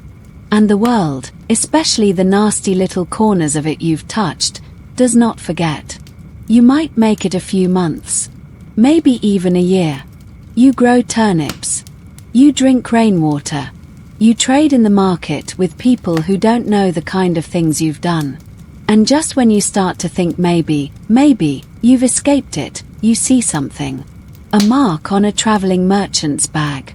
A guard with too many questions. A child pointing at your scar and asking if you used to be a knight. You start sleeping lighter again. The knife returns to your bedroll. You stop going to market in daylight. Because retirement isn't peace, it's waiting. Waiting for the past to catch up. And it always does. Fringe tidbit. There's a tale of an assassin who retired to a monastery, hoping to live out his days in quiet reflection and chanting. He made it 2 years before a visiting bishop recognized his voice. The next day, the monastery mysteriously caught fire. No survivors. Coincidence? Historians still argue. But most agree the fire started near the choir loft, and that the singing had been especially off. You might think you can fake it, bury the past, live small. But it creeps in. The habits. The caution. The mistrust. You flinch at sudden sounds. You never sit with your back to a door. You know how to kill someone with a soup spoon, and that knowledge doesn't go away just because you're now growing radishes.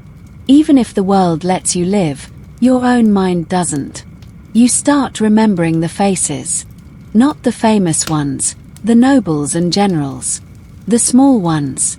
The cook who spotted you. The guard who was just a little too slow. The stable boy who screamed at the wrong moment. They weren't targets. They were collateral. And you remember them more clearly than the people who paid you. You tell yourself you did what you had to. That they were enemies. That the world is cruel. But then you wake up sweating from dreams where their eyes stare back at you, asking why. And the worst part, you don't have a good answer. You might try to write it all down, leave a record, a warning, something to make sense of the mess. But then you realize, if anyone ever reads it, they'll come looking. Not to understand, but to punish. So you burn the pages. Again. Sometimes people say, he disappeared. And they mean it kindly. Like you're living in peace, fishing, or painting landscapes. But disappeared in your case means either buried in a shallow grave no one found, or still alive, pretending to be someone else, flinching every time someone knocks on the door. There's no legendary send-off. No last big job. You don't go out in a blaze of glory. You fizzle. You fade. You die in a shack, alone, from a minor wound that wouldn't have killed you 10 years ago. Or maybe you choke on bread, and your last thought is, at least it wasn't a blade. Even if someone does find you and knows who you were, what are they going to do? Clap. No. They're going to kill you, because you know things. Because you were dangerous. Because no one believes a killer ever really stops. Retirement isn't rest. It's the slow unraveling of a life held together by fear and violence. It's the knowledge that every sunrise could be your last, not from old age or illness, but because you once made a duke's daughter cry, and now her bastard cousin wants revenge. So next time someone talks about getting out of the game, laugh gently, sip your soup, and watch the door. Because there is no out. Just quieter hiding. Let's talk about your legacy. Or, more accurately, the complete and utter lack of one. You might think that, after years of risking your life in grimy alleys and opulent halls, you'd be remembered, if not as a hero, then at least as a chilling cautionary tale.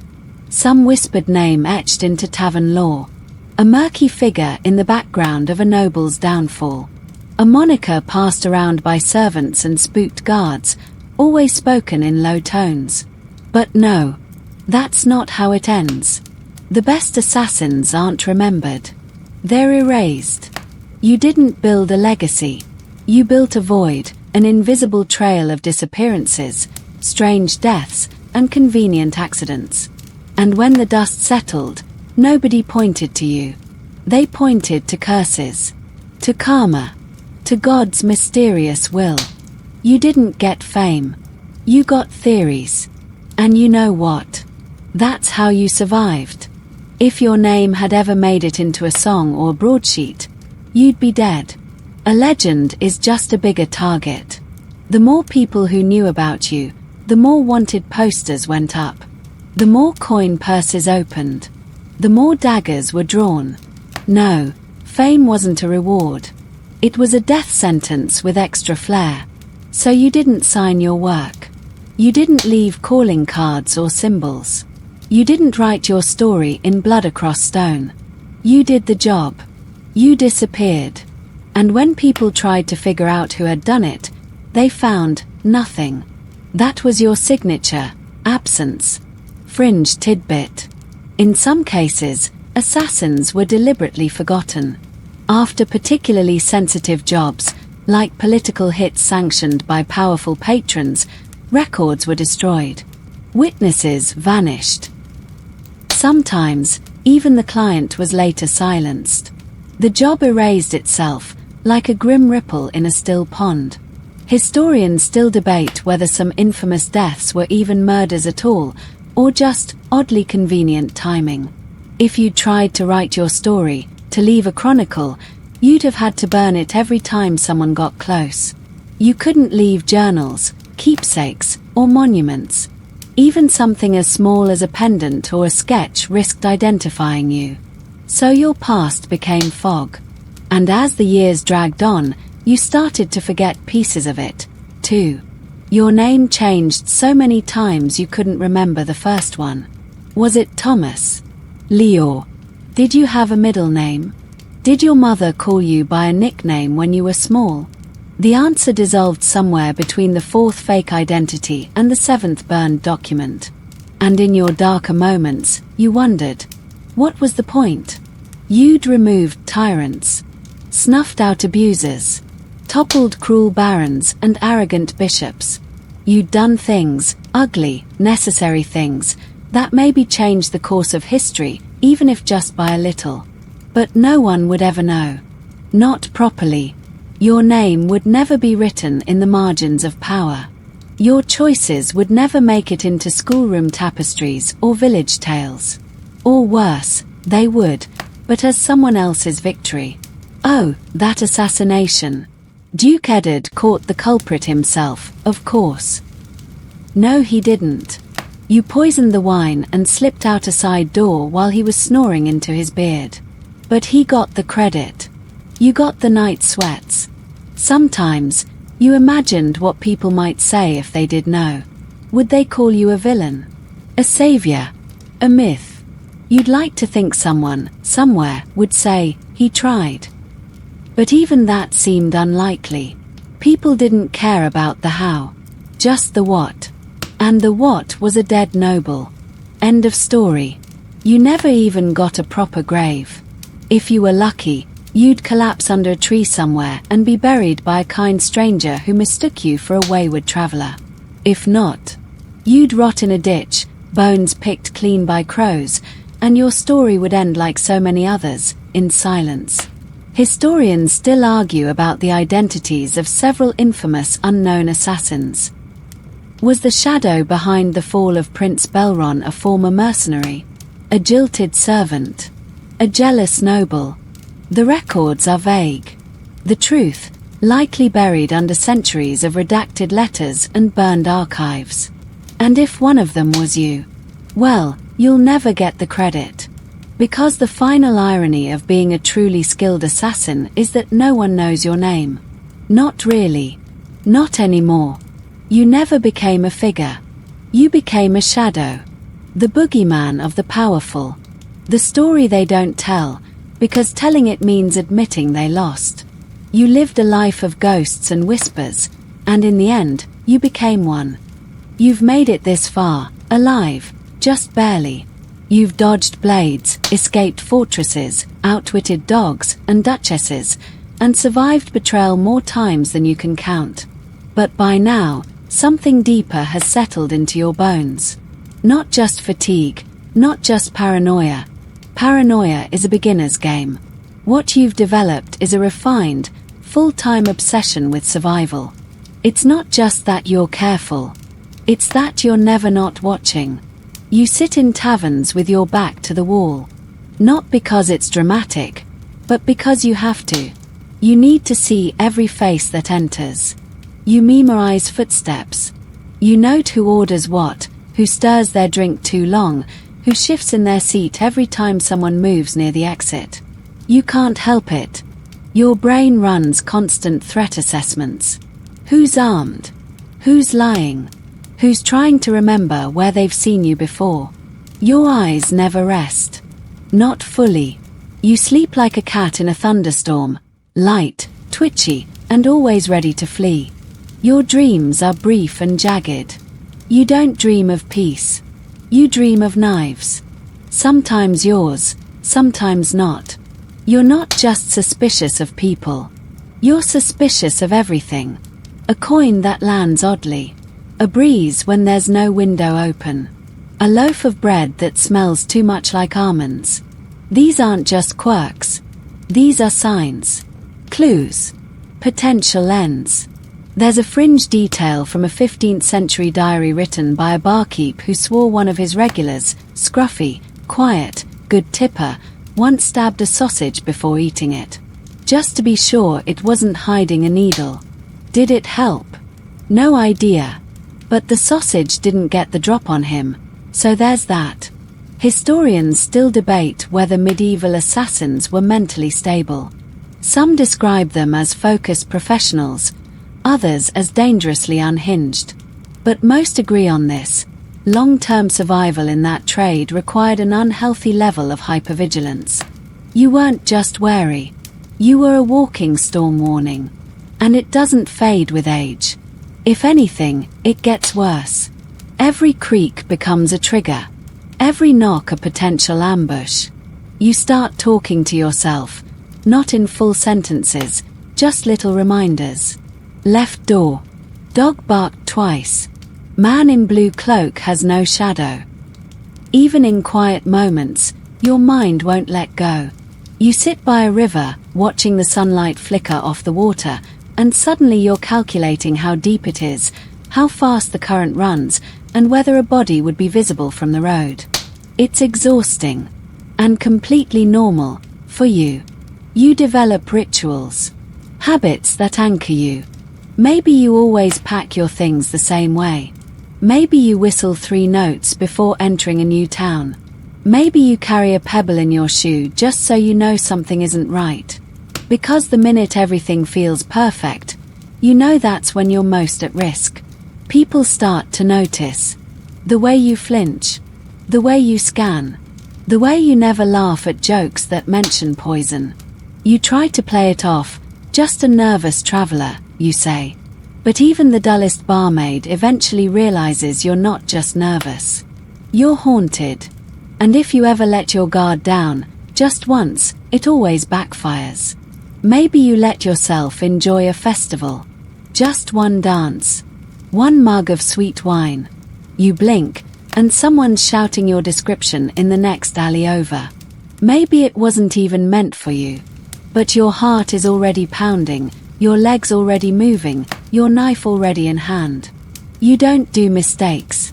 Not anymore. You've stopped asking if it's worth it. That's a question for philosophers. You're too busy checking under your table for loose floorboards. You've accepted that this is who you are. What you are.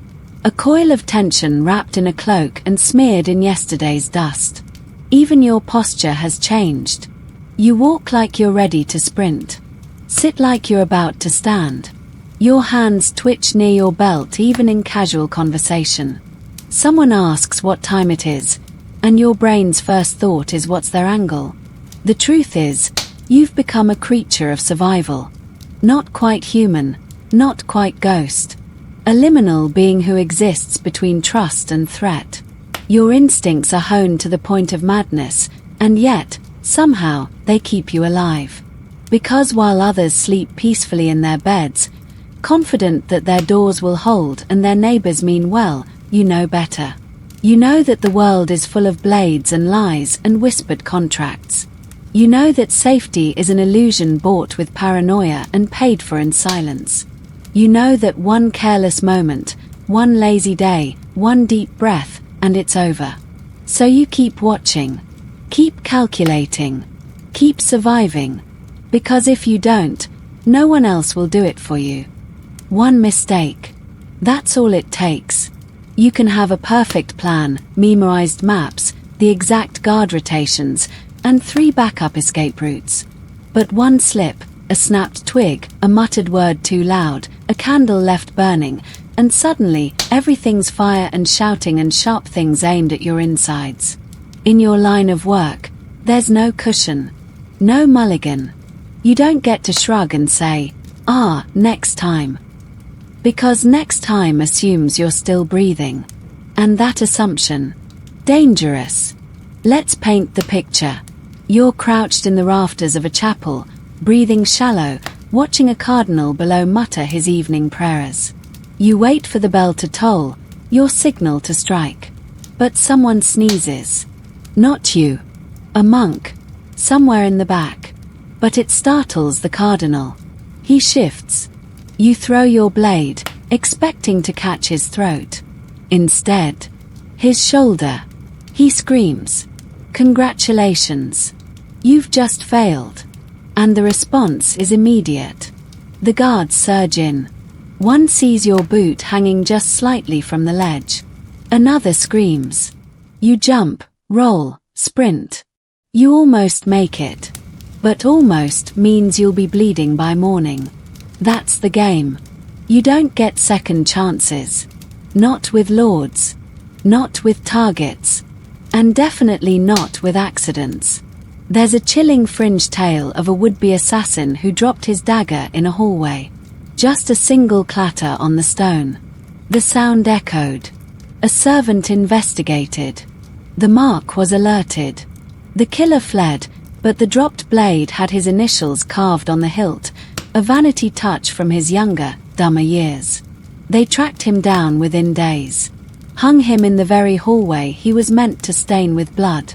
Historians still debate whether that story is true or just a moral tale told to frighten apprentices. But among killers, everyone knows the lesson. Don't get fancy. Don't get sloppy. Don't get caught. And the mistakes weren't always yours. Sometimes the world conspired against you.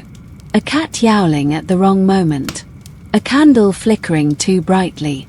A drunk servant stumbling into a hallway he wasn't supposed to be in. Even nature betrayed you. Rain that made your climbing rope slip. Fog that hid the wrong turn. Wind that carried your scent straight to the guard dog. But nothing messed you up like children. Because a kid in the wrong place at the wrong time? That changed everything. You could slip through enemy ranks, disarm a grown man with one hand, and vanish into a crowd like mist. But a child staring at you with wide, innocent eyes, that stopped you cold. Maybe it reminded you of something you used to have. Maybe it just made you hesitate.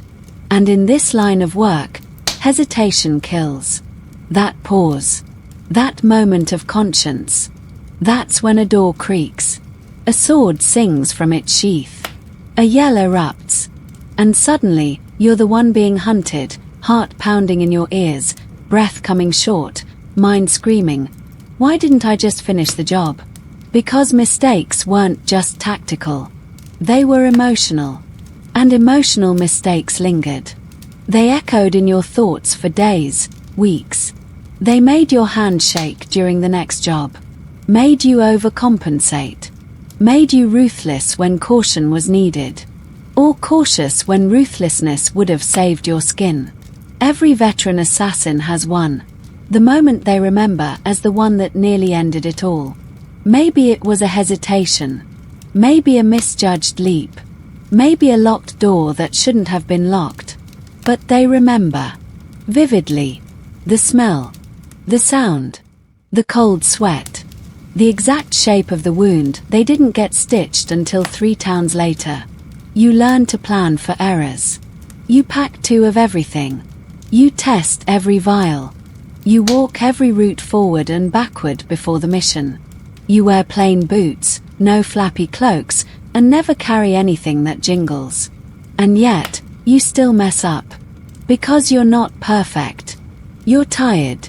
Your body aches. Your memory slips. You're human, and that, more than anything, is the greatest liability. And as you patch yourself up in a filthy cellar or the loft of an abandoned barn, you think about how close it came. How one mistake, one tiny thing, nearly cost everything. And you swear, never again. Until it happens again. Because in the life of a medieval assassin, there are no flawless records.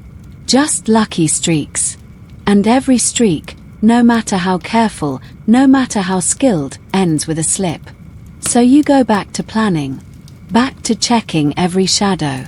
Back to whispering your exit route under your breath like a prayer. Because one mistake means you don't make it to the next job. And you know this, the longer you live, the more likely you are to mess up. It's just math. Tragic, bloody math. Let's dive into everyone's favorite medieval assassination tool. Poison. Quiet. Elegant. Supposedly.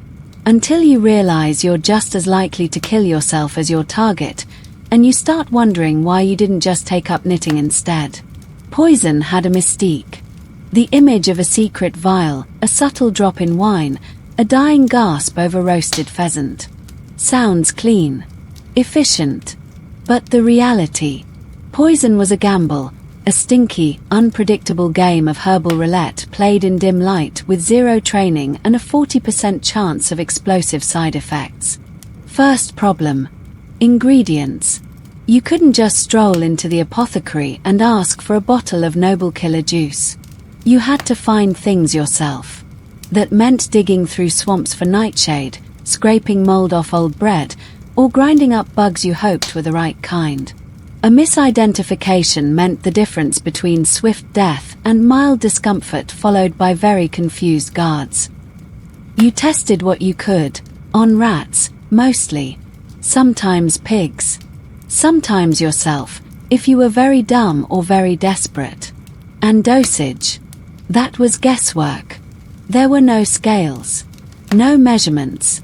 Just the age-old assassin's math. A pinch for servants, 2 pinches for the Duke, and hope it's not windy. And then there was the delivery method. Poisoning someone's food sounds easy, until you try sneaking into a noble kitchen guarded by 2 angry cooks and 1 unusually alert cat. Wine goblets. Easier, if you can get close. But remember, nobles didn't eat alone. They had tasters. Paranoid ones. And if the taster died, you might be next, just for looking suspicious near the gravy. There's a particularly ridiculous fringe tale of an assassin who disguised himself as a taster to get close. He poisoned himself just enough to not die, waited until the Lord drank the same cup, then vomited theatrically. The Lord panicked, fled, and tripped on his own rug. Dead. Technically a win, but hard to replicate. Historians still argue whether poison was really a common assassin tool or just a legendary scapegoat. After all, poisoning was also blamed on jealous spouses, angry siblings, or food gone bad. Medieval forensics were not great. Someone died suddenly. Must have been poison. Followed by 0 further investigation and a surprisingly fast burial. But you knew the truth. Poison wasn't elegant.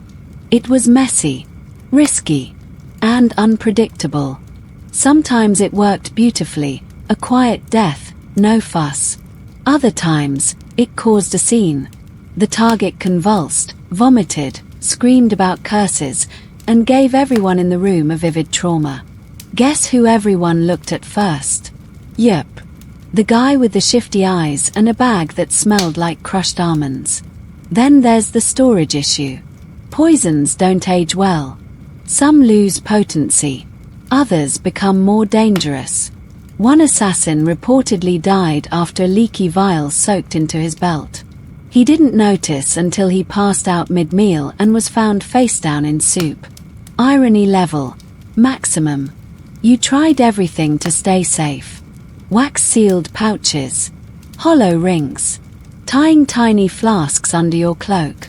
But you still lived in fear of sneezing near your own supplies. One wrong move and your assassination plan became a very strange obituary. And yet, poison remained popular. Why? Because it was one of the few methods where you didn't have to fight. No need to wrestle a guard. No messy cleanup. Just one drop, one swallow, and done. Ideal if the target didn't have an iron stomach and a tendency to spit everything they drank into the fire first. Sometimes you didn't even need poison. The threat was enough. Whisper that someone's been tampering with the Duke's wine, and suddenly he's drinking only spring water and sackcloth. Mission accomplished, without lifting a finger. But that also meant poison became your reputation. If people thought you used it once, they assumed you always used it. Suddenly, you're the ghost of bitter wine, or that guy who ruins banquets. And you could never enjoy a meal again without someone nervously glancing at their plate. You never got credit when it worked, either. People blamed the food, the weather, bad luck, which was fine. Stealth was your whole thing. But a tiny part of you, buried deep, wanted someone to look at the fallen noble and say, that was expertly done. Instead, they said, he shouldn't have had the clams. So you kept experimenting, tweaking recipes, swapping herbs, trying to find that perfect concoction that killed without spectacle. But no matter how careful you were, poison remained a gamble. And one day, it would betray you. Slip, spill, linger in your breath, your hands, your blood. Because poison isn't just a weapon. It's a reminder, every time you reach for it, that you live in a world where trust doesn't exist, where blades are loud and messy, and where sometimes the only way to survive is to bet your life on a cup someone else drinks first. There's a particular kind of cold that settles in when you realize your usefulness has just expired. You've done the job. Clean, efficient, silent. You even managed not to kill the family dog or set the stables on fire this time. You meet your contact in a mossy alley or behind a monastery, get your half-hearted well done, and then you feel it, the shift in their eyes. That split-second flicker. They're not looking at you anymore. They're calculating. Because here's the truth no assassin likes to admit. You're disposable. It doesn't matter how loyal you've been, how clean your work is, how quiet you've kept. To your clients, you're not a partner. You're a liability. A mouth that might speak.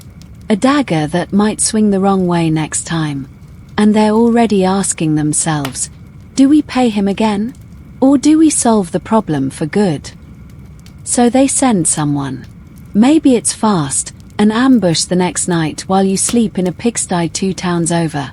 Maybe it's drawn out, a poisoned coin pouch, a blade in the dark from someone who swore they were just another traveler.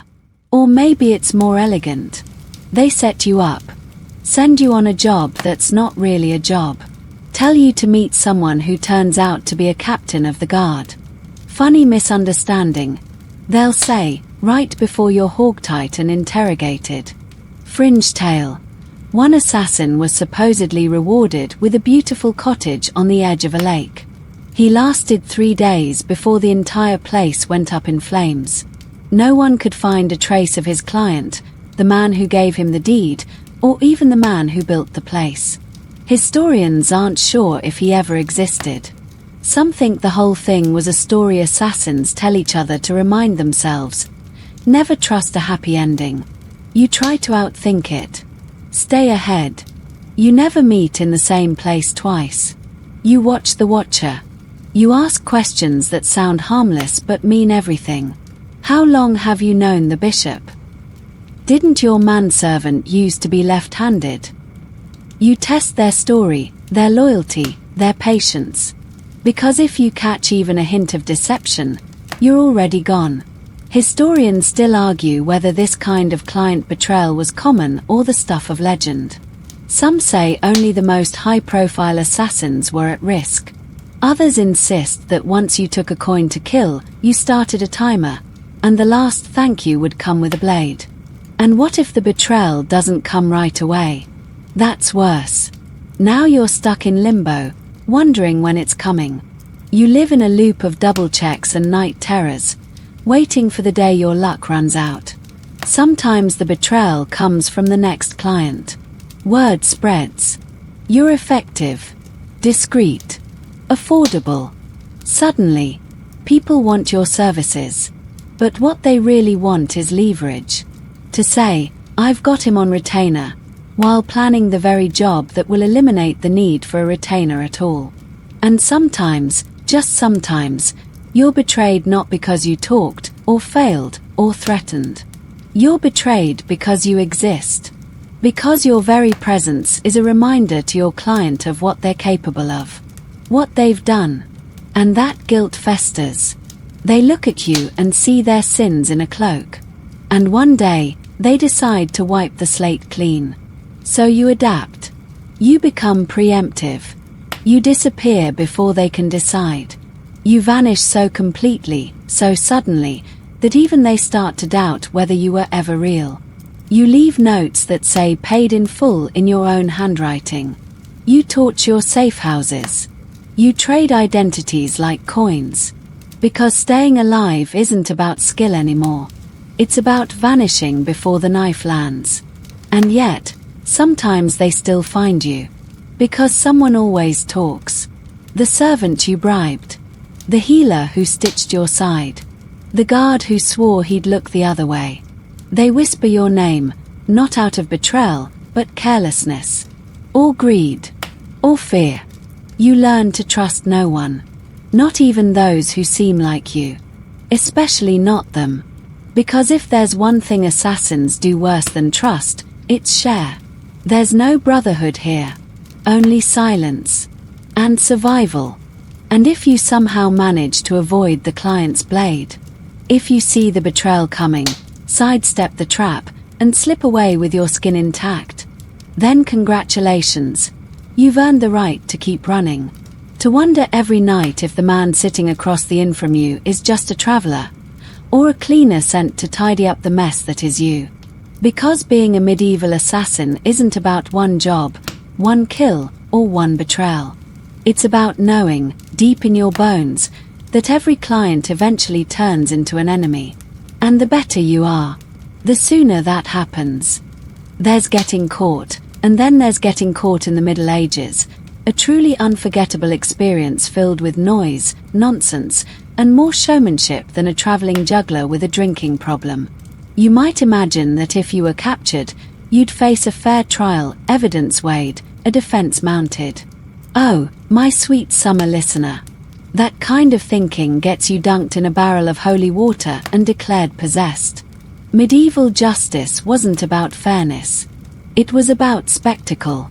A captured assassin was political currency, moral outrage, and public entertainment all rolled into one unfortunate package. Your capture was a gift to local authorities. A chance to show the crowd that law and order still existed, and to demonstrate what happened when someone dared to disturb the carefully curated chaos of feudal life. Step 1. Accusation. Someone shouted your name, and that was basically the arrest warrant. Did they have proof? Maybe. Did they need it? Not really. Inquisitors, guards, local lords, they didn't need much to drag you into a cell the size of a wardrobe and twice as moldy. Step 2. Confession. Not because they wanted the truth. They wanted something they could repeat loudly to the crowd while you screamed in the background.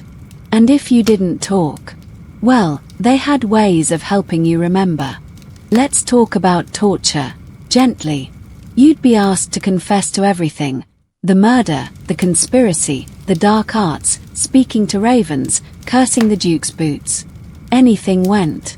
It didn't matter if it was plausible. All that mattered was that you gave a dramatic enough story for the scribes and onlookers to chew on. Fringe tidbit. In one bizarre trial from 1349, a captured killer was accused of summoning storms with his breath. He allegedly scowled at a noble during a feast, and a thunderstorm rolled in later that night. Coincidence? Not to the crowd. They cheered as he was paraded through town tied to a wagon wheel, clearly believing he was both a murderer and a weather wizard. Historians still argue whether these wild accusations were believed or simply tolerated as a necessary part of justice. But either way, the process was designed less to uncover facts and more to justify the punishment. If the crowd left feeling satisfied, morally validated, even, then it was a job well done. You'd be shackled, put on display, often in the town square. And you weren't just accused of murder. Oh no. You were the bringer of chaos. A symbol of darkness. The thing that crept in and broke the fragile illusion of safety. So the punishments. They matched the fear. Sometimes it was hanging. Not dignified, not clean, long, slow, and public. Other times, they went for more creative options. Being drawn and quartered, broken on the wheel, or if the clergy got involved, burned. All of it performed with theatrical flair and the subtle messaging of, "Don't try this at home, kids." And you never died alone. There was always a crowd. Children on shoulders. Vendors selling snacks. Dogs barking. Priests muttering about sin. You were a cautionary tale in real time, a story being written with screams and smoke. And the confessions they pulled from you. Wild. False. Or, worse, partly true. Because under that kind of pressure, with bones grinding and fingers bent in directions not approved by nature, you'd say anything. You'd admit to killing saints, speaking to owls, cursing fields, or even starting plagues. All while desperately hoping it would make the pain stop. Did anyone really believe these confessions? Some did. Some just liked the drama. The important thing wasn't truth. It was control. Your execution was a reminder that the system, such as it was, still worked. And that fear still kept the people in line. Even in death, they didn't let you go clean. Your body was left out as a warning, strung from the gate, nailed to a post, or buried at a crossroads with your face covered in lime so no one would recognize you in the afterlife. You weren't mourned. You were used. And then forgotten. Unless, of course, you managed to avoid all that. There were rumors, never confirmed, of assassins who bribed guards, switched places with prisoners, or faked deaths. A few may have escaped, slipped into other lives, changed their names. But they never stopped running. Because once you've been declared an assassin by medieval justice, you don't get to clear your name. You just get to not die that day. So no, getting caught wasn't just an end. It was a finale. A bloody, chaotic, absurd theater piece designed to satisfy the crowd and terrify the survivors. And as you dangled there, real or imagined, everyone who saw you was meant to think the same thing: I better stay in line. Villages. Quaint, peaceful, filled with grannies knitting by the hearth and children playing with wooden hoops, right? Not when you're a suspected assassin, they're not. No, when you show up, even the chickens look judgmental. The idea that medieval villages were sleepy havens where you could disappear. That's a lie invented by storytellers who've never tried to hide in a place where everyone knows everything about everyone. You, with your strange boots and even stranger silence, might as well walk in waving a banner that says, "Ask me about my crimes." See, you didn't blend in. Not really. You didn't talk like them. You didn't smell like them. And you definitely didn't have a convincing reason for arriving at dusk with a sack that clinked ominously. You were the stranger, And in medieval times, that label came with suspicion, superstition, and sometimes fire. The village hierarchy went like this: elders, clergy, animals, suspicious rocks, and then you. If you were lucky. And it wasn't just polite unease. Villagers were afraid of people like you. They'd seen what happened to noble families that got too cozy with outsiders. Rumors spread fast, especially when someone's cow got sick or their turnips turned soft too early. "It's the new guy," they'd whisper. "He has that look. The one who doesn't blink." Fringe fact: in one French hamlet, there's a surviving parish record from the 1370s listing a foreign pilgrim accused of causing a miscarriage, a hailstorm, and 3 unnatural dreams simply by passing through. That's right, dreams. Historians still argue whether the entry was about an actual assassin or just someone who wore too much black and had resting suspicion face. You couldn't correct them. Couldn't reassure them. Any effort to seem normal made things worse. Smile too much. You're hiding something. Say too little. Definitely plotting. Be nice to a child. Witchcraft. Be rude to a priest. Devil worship. There was no winning. So what did you do? You kept your head down. Ate alone. Avoided church. They'd ask questions.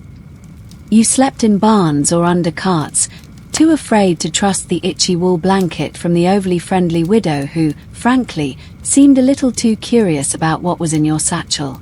And even when you weren't actively being accused of murder or demonic possession, the rules of the village worked against you. Need to buy something? You had no local currency. Need directions? You were suddenly the quiet type. Need to leave quickly? Good luck, someone's always watching the roads, and the blacksmith's son saw you near the mill doing something weird with string. It didn't help that your reputation often arrived before you did. Word spread in funny ways. A merchant says he heard about a man with your build. A monk remembers someone matching your cloak. By the time you reach the village, people are already whispering, "That's the one. That's the one who strangled the bishop with a rosary." You didn't, by the way. That was someone else. And heaven help you if something actually happened while you were in town. A sick goat. A missing child. A fire. You were already guilty, long before anyone checked the evidence. Which they wouldn't, by the way. Evidence was for scholars. Villagers used vibes. So you learned to move faster. Never linger. Never make friends. Never enter a village without an exit plan that included both speed and plausible deniability. Because it didn't take much to go from stranger to sorcerer to tied to a cartwheel and accused of hexing the cabbage crop. Even places that seemed safe turned sour. You'd arrive, be welcomed, for a moment. Someone offered you bread. Someone else asked about your travels. You thought, maybe, this time would be different. And then a priest arrived. Or a merchant with a story. Or someone had a dream. And suddenly you were being watched again. Followed. Whispered about. It wore on you. The constant reinvention. The endless suspicion. The fear that one day, someone would pull back your cloak in the market and yell, "I saw that dagger before."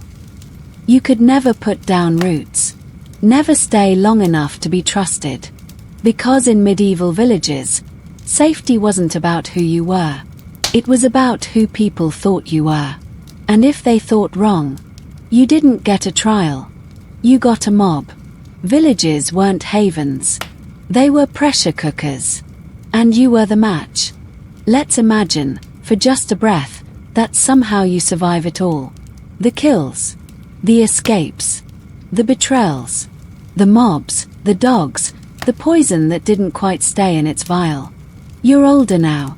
Slower, maybe, but alive. And for one fleeting moment, you think, maybe you've earned the right to celebrate. But no, that's not how this ends. You don't get to raise a glass in some warm tavern, clink mugs with allies, and laugh about the time you almost got skewered by a particularly aggressive butler. You don't get to tell your story, to share your scars, to bask in a job well done. Because celebration draws attention. And attention, that's lethal. Every success came with silence. Every victory, a lonely fade into the background. You weren't allowed to smile too wide. Not in public. Not where someone might connect dots. The more you accomplished, the more invisible you had to become. Like some cursed fairy tale figure who grows fainter with each life they take. You might try. Once. You're in a dusty tavern 2 counties over. The fire's crackling. The ale's not entirely sour. Someone starts singing an old ballad, and your guard lowers. You tell a half story, just a slice of truth disguised as myth. Something about a count who tripped down the stairs with help. The table laughs. For a second, it feels good. Then someone leans in. Say, weren't you in Halbert's Hollow the year the bishop vanished? And just like that, your pulse spikes. Your hand finds your belt. You mutter something about needing air. Because one careless chuckle, one too detailed anecdote, and suddenly the room is full of potential witnesses. There's a fringe story, possibly true, of a man who bought drinks for an entire tavern after retiring. Claimed he was done, safe, untouchable. That was his last night alive. 3 different patrons turned him in for 3 different bounties. No one knows who got paid. Probably the bartender. Historians still argue whether assassins truly craved recognition or were content with shadows. But the rare moments where one stepped into the light, they didn't end well. Even if you weren't caught, celebration changed you. It softened your reflexes. It told your brain, we've made it, when the truth was, you were never done. You were just between deaths. You knew this deep down. That's why you never unpacked. Never slept in the same bed twice. Never let a fire burn too long or too high. Joy, for someone like you, was a sign of weakness. A target painted in laughter. And besides, who would you celebrate with? You had no friends. No family. The few people who knew your real name were either dead, missing, or trying very hard to forget you ever existed. You couldn't exactly mail out invitations. Come toast my career in murder. Casual cloaks encouraged. So you told yourself you didn't need it. That satisfaction was survival. That every dawn was its own reward. That the quiet thud of boots on morning roads, the gentle weight of coin in your pouch, the creak of a saddle under stars, that was your celebration. But it wasn't. Because deep inside, in that place you kept buried under tactics and poisons and fake names, you wanted someone to know. To nod and say, that was you, wasn't it? You did it. You made it out. Not with fear. Not with suspicion. But respect. Understanding. You didn't want fame. Just acknowledgement. Instead, you got whispers. Rumors. Maybe a line in a bad poem about a shadowed figure with a knife and a conscience. That was as close as you got to legacy. So you moved on. Again. Another village. Another name. Another quiet corner of the world where you pretended to be something else. And on rare nights, when the moon was full and the road was silent, you let yourself imagine, just for a moment, what it would feel like to laugh. To raise a mug. To toast the fact that you'd beaten every odd, dodged every death, outlived every client and curse. But then a twig snapped behind you, and your hand found your blade. Because celebration was a luxury. And you couldn't afford luxuries. So here we are. After everything, the backstabbing clients, the haunted sleep, the poisoned goat stew, you've reached the end of the line. Not with fanfare. Not with a dramatic final mission and one last heroic leap into legend. No, your journey winds down with the soft, slow erosion of your body, your mind, and the stories you told yourself to survive. You don't die in battle. You don't get caught. You just stop. Maybe your hand starts shaking. Not from fear, but from age. From every injury that never healed right. From winters spent in damp cellars and summers beneath broken roofs. Your knees ache when you crouch. Your eyes don't adjust as fast in the dark. You miss a step on the stairs and curse yourself, not because it hurts, but because it reminds you that you're not what you were. The jobs slow down. Or maybe they don't come at all. The people who used to whisper your name are gone, dead, vanished, replaced by new nobles with new enemies and a new generation of fools with blades and something to prove. You become obsolete, irrelevant, not feared, forgotten. And for a moment, that's worse than death. There's a fringe story, quietly passed between the old veterans, the real ones still clinging to corners of the world, that the most legendary assassin of the Eastern Marches died not by blade or fire, but by falling off a ladder trying to fix a leaking roof. No applause. No vengeance. Just a wet boot, a patch of moss, and a quiet thud. Historians still argue about the end of such lives. They wonder, do assassins die in obscurity, or do they choose their moment? A final mission, perhaps. Something clean. Something worthy. But you know better. You know most don't get to choose. They just fade. Your name is gone now. You've changed it too many times. Even you can't remember the original. The language feels wrong in your mouth. Your birth village, if it's still there, wouldn't know you. Your face is weathered, your hands calloused. You don't recognize yourself in still water. But you do remember. Not everything. Just flashes. The moonlight on cobblestones. The smell of old leather. A target's final breath fogging the air on a cold night. Moments that cling like smoke to a cloak. Not because you're proud, but because they're yours. Proof that you existed. You sit alone now. Maybe in a shack. Maybe in a forest clearing no one visits. You don't light fires anymore. Too risky. You eat simply. Move slowly. Talk to yourself more than you should. The world has moved on. Kings have changed. Towns have burned and rebuilt. And somewhere out there, another young fool is learning to kill. You're not bitter. Not really. You chose this. Or at least, you didn't refuse it. You walked the path. Took the coin. Accepted the weight. You made your peace with that long ago. But still, on quiet nights, you wonder what would have happened if you hadn't. Would you have been a farmer? A priest? A merchant with 3 kids and bad teeth? Would you have died in a war instead of slipping past them? There's no answer. Just rustling trees and the faint creak of your joints as you stand one last time to check the door. Out of habit, not fear. And when the end comes, it won't be poetic. It won't be righteous. It won't even be noticed. You'll slip away like smoke in a breeze. No grave. No stone. No songs. Just bones under earth and silence above. And strangely, that's okay. Because your life was never about glory. It was about survival. You lived in the in-between, between names, between lives, between the heartbeat before and the breath after. And now, finally, there's nothing left to survive.